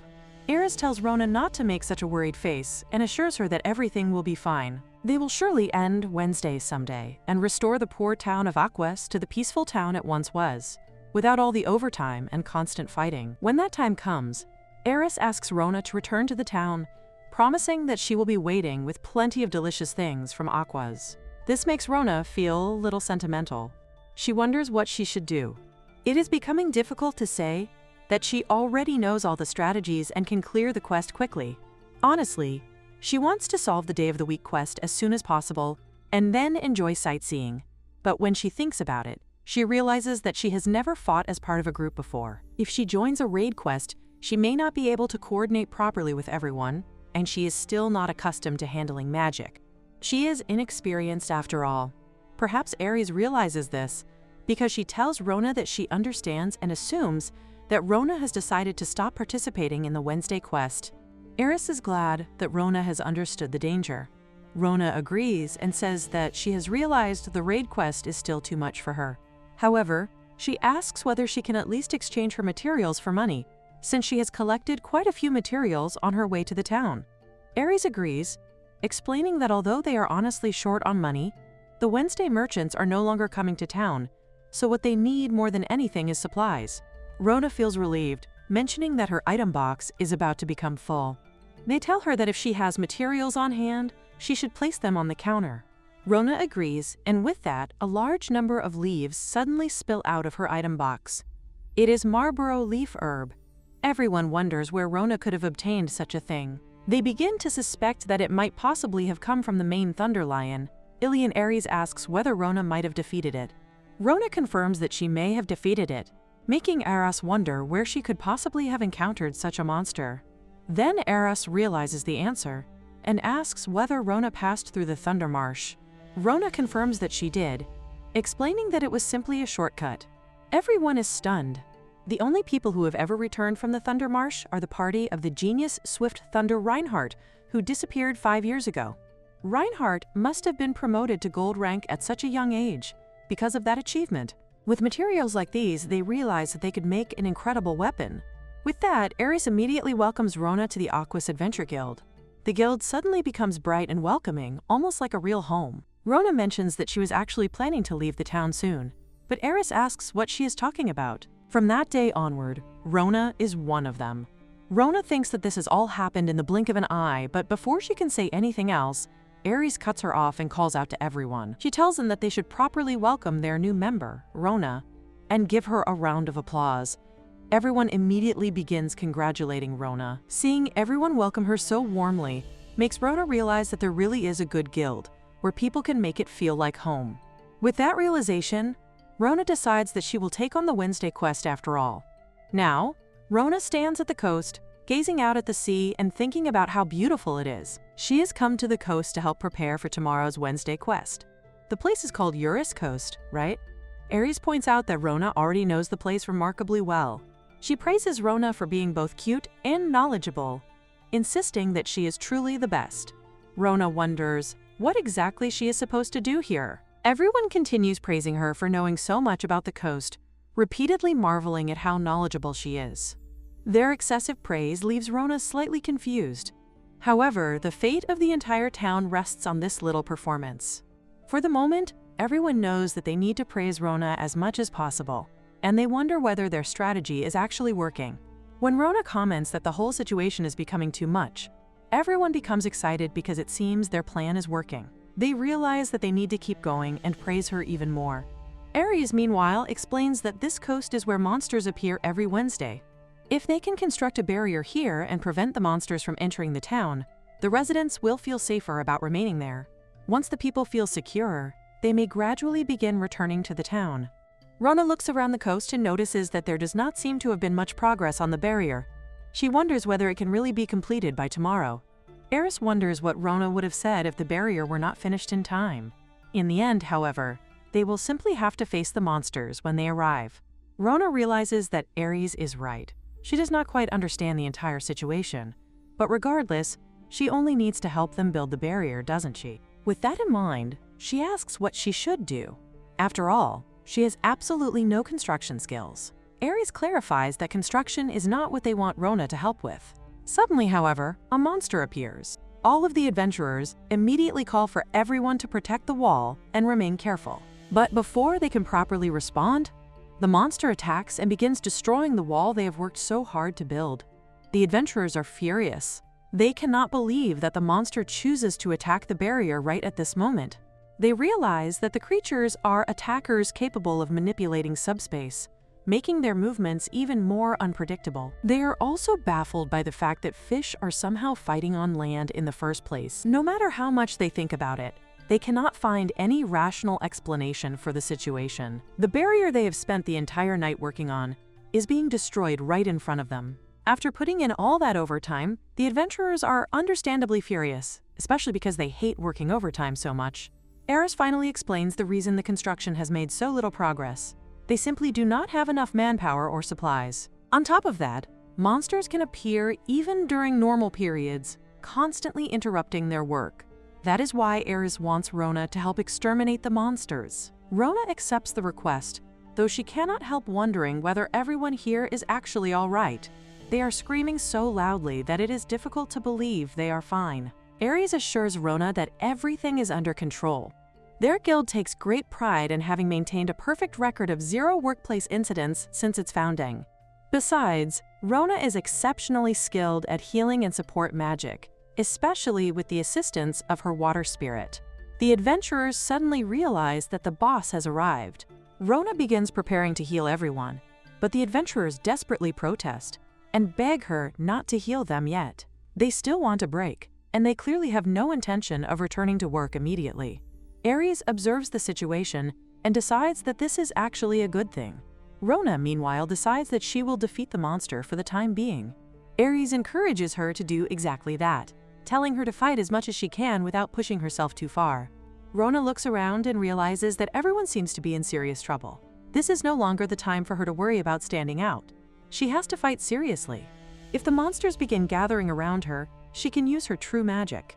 It may attract a little attention, but magic like that is extremely useful in situations such as this. Honestly, Rona can already tell that the town is reaching its limit. It seems increasingly unlikely that the town will be able to endure another Wednesday. It is embarrassing to admit, but the fate of the entire town may depend on how much Rona is capable of fighting. For now, the only thing Aries can do is believe in Rona and continue entertaining her so that she will give everything she has. Then, suddenly, a massive water tornado erupts before them. Everyone stares at it in utter confusion. The Gigalorden, the master of the nearby sea, has appeared before them. It is the area boss of the coast, a terrifying monster that emerges when too many monsters are hunted within an extremely short period of time. Aries immediately shouts at everyone to evacuate. They have to abandon the barrier and run away as quickly as possible. All of the adventurers begin retreating, but one of them points out that without the barrier, their entire effort will have been for nothing. Aries insists that this is not an opponent they can possibly defeat. They need to prioritize their lives above everything else. She will remain behind and cover their retreat. However, just as Aries prepares to do so, she notices that Rona is standing directly in front of the coast. Aries wonders what Rona is doing there.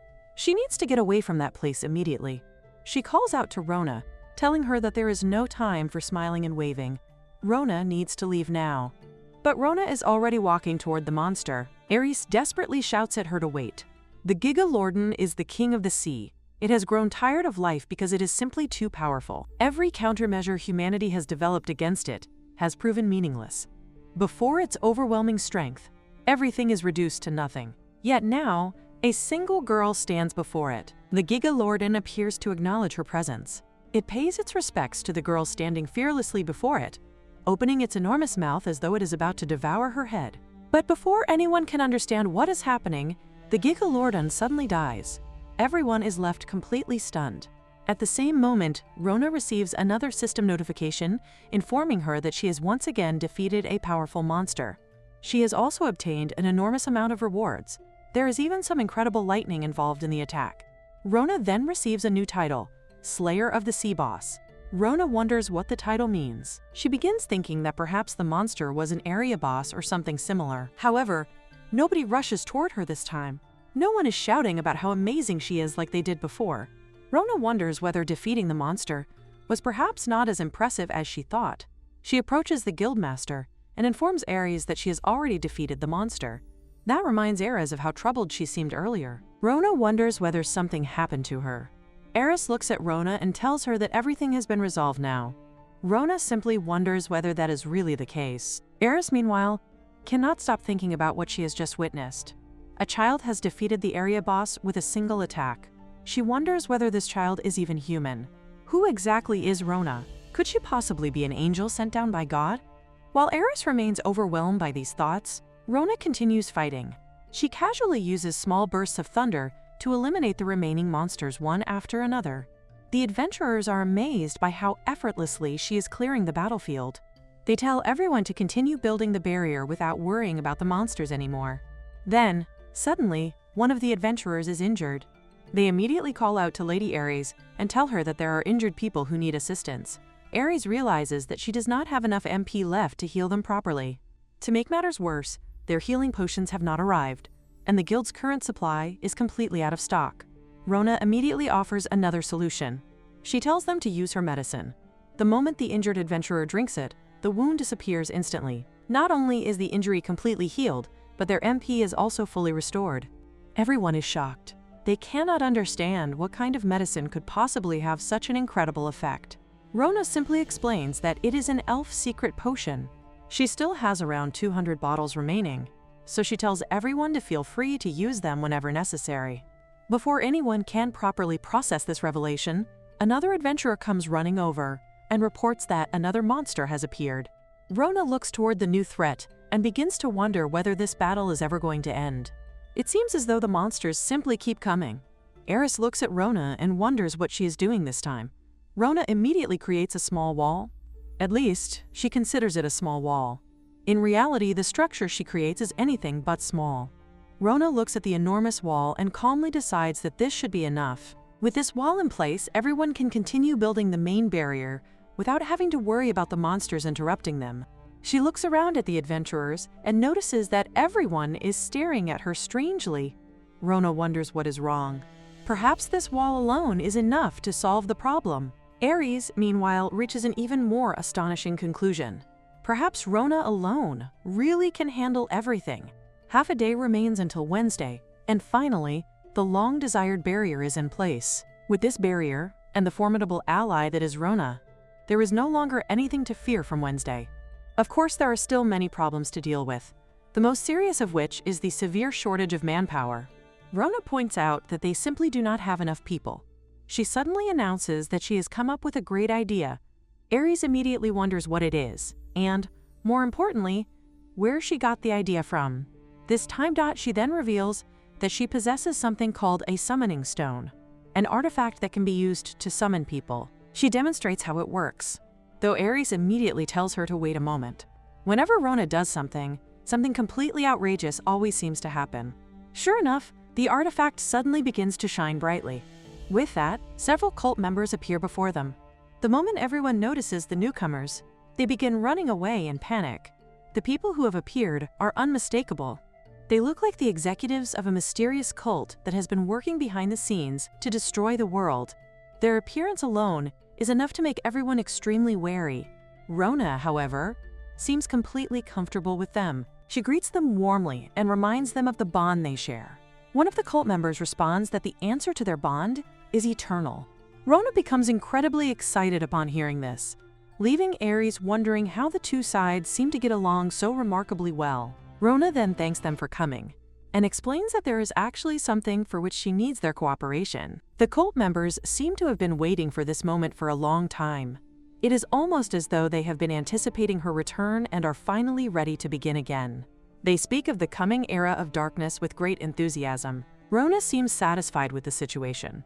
With their arrival, the shortage of manpower is effectively resolved. Ares, however, still wants to know exactly who these people are. Rona casually explains that they are her friends. Ares cannot help but feel that there must be something strange about them.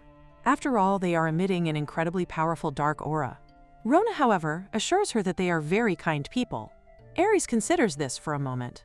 If Rona herself says that they are kind, then perhaps there is no reason to worry about them for now. With the manpower shortage finally resolved, the next matter is repairing their equipment. Rona decides that she will once again ask the blacksmith, Devargo's son, to help them. For the moment, everyone needs to rest so that they can properly prepare for tomorrow. Elsewhere, however, Rona has a different thought. She feels that waiting is no good. She wants to make it now while she still has the opportunity. The idea might be useful, but there is one major problem. There is not enough time to gather the necessary materials. One of the cult members notices that she is having trouble and assures her that she only needs to let them know if she requires anything. They are willing to obtain whatever she needs. The scene then shifts to Ares, who is speaking with someone and insisting that even if the materials she wants are rare, they should still be able to forge them. She eventually leaves the shop, promising that she will return again. The shopkeeper is already exhausted by the situation. He remarks that he cannot forget what has happened and that the work is already finished. However, he soon notices the cult members lingering around the shop. He realizes that they are incredibly persistent. No matter how many times he tells them otherwise, they simply refuse to change their minds. Meanwhile, one of the cult members begins looking around the shop with great interest. He notices what appears to be a cooking corner and becomes fascinated by the utensils there. He observes that, with a simple whisk and a bowl, mayonnaise could be made and offered to that person as well. The shopkeeper is utterly bewildered by what he is seeing. The man looks exactly like one of the executives of a mysterious cult that is supposedly trying to destroy the world from behind the scenes. Yet he is now seriously examining a cooking area and thinking about making mayonnaise. Just then, Rona appears and greets the shopkeeper. She recognizes him as Devargo. The shopkeeper is immediately surprised that she knows his name and wonders how she could possibly know about him. Rona reveals that he is the renowned A-ranked blacksmith who forged an S-ranked magic sword in the underground kingdom of Dongova. Devargo becomes even more astonished. He cannot understand how she knows such a secret. He has been hiding this fact for a long time, and very few people are supposed to know about it. The sword's rank is S-ranked. When the king eventually learned about it, the revelation was almost unbelievable. It was Devargo's masterpiece, a weapon that demonstrated the extraordinary skill of the youngest person ever to forge an A-ranked sword. The guard immediately shouts at the blacksmith to be silent and asks what he thinks he is presenting to the king. The knights who tried to test the sword had fainted instantly after having their MP drained to 0, and the sword was far too heavy for anyone to lift. The blacksmith insists that he only wanted to create the strongest sword and begs the king to believe him. However, the king tells him that he is disappointed in him. The blacksmith is completely taken aback. Since then, he has been exiled from the country under the stigma of being a traitor.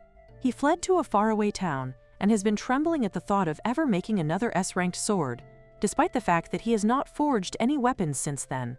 He wonders who Rona is.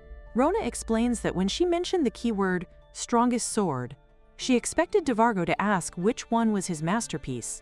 The answer is the rusted sword in the umbrella stand. Rona has already prepared everything needed to restore it. Holy tinder, high-grade charcoal times 30, and mithril vessel times 10. She also explains that she defeated a swarm of misconstructed that were about to ravage the northern mithril mine. Therefore, she asked Devargo to give her the S-ranked sword.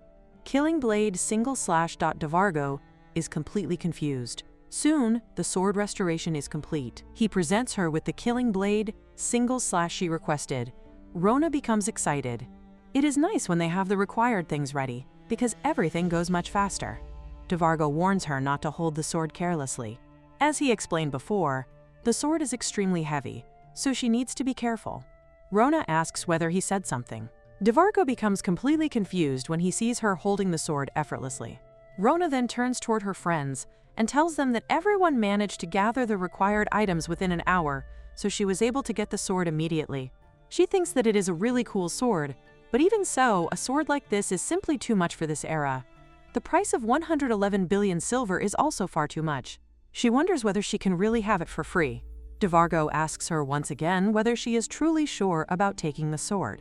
As he explained earlier, it is an S-ranked weapon. Rona confirms that she is sure. She says that it is good precisely because it is this sword. Devargo's heart melts at her answer. With this sword, Rona believes that she will not cause a natural disaster every time she attacks. Perhaps this means that having Rona around might not be so bad after all. Rona then makes a single slash. The board in front of her is instantly cut down. She realizes that this is not what she meant to happen. One after another, she begins slashing through everything around her. As a result, she receives the title Brutal Destroyer Achieved. Rona can only wonder why this happened. The cult members, however, are completely awestruck. They regard the strike as an incredible blow and marvel at its mercilessness, declaring that this is indeed the power of their god. The blacksmith also drops to his knees in astonishment. Rona apologizes to him, admitting that she truly did not expect this to happen. To her surprise, the blacksmith is actually happy. Rona can only wonder what is going on.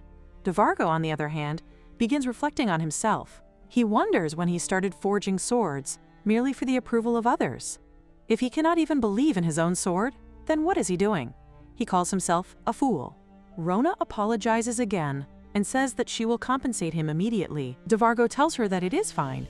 He had already been thinking about changing the shop anyway. He then asks her name. She tells him that she is Rona. Devargo says that he will remember her and tells her to come back anytime. He promises that he will immediately forge an even stronger sword for her. The scene then cuts to Ares, who approaches the blacksmith and says that she thought she heard a tremendous noise. She wonders what happened to the shop. Devargo simply says that something good happened, and that is all. He then remembers that Ares has lightning attribute materials and asks her to bring them quickly. There is no time to forge a new weapon now, but if he works through the night, he can at least imbue their existing weapons with the lightning attribute. Ares thanks him and says that she will bring the materials right away.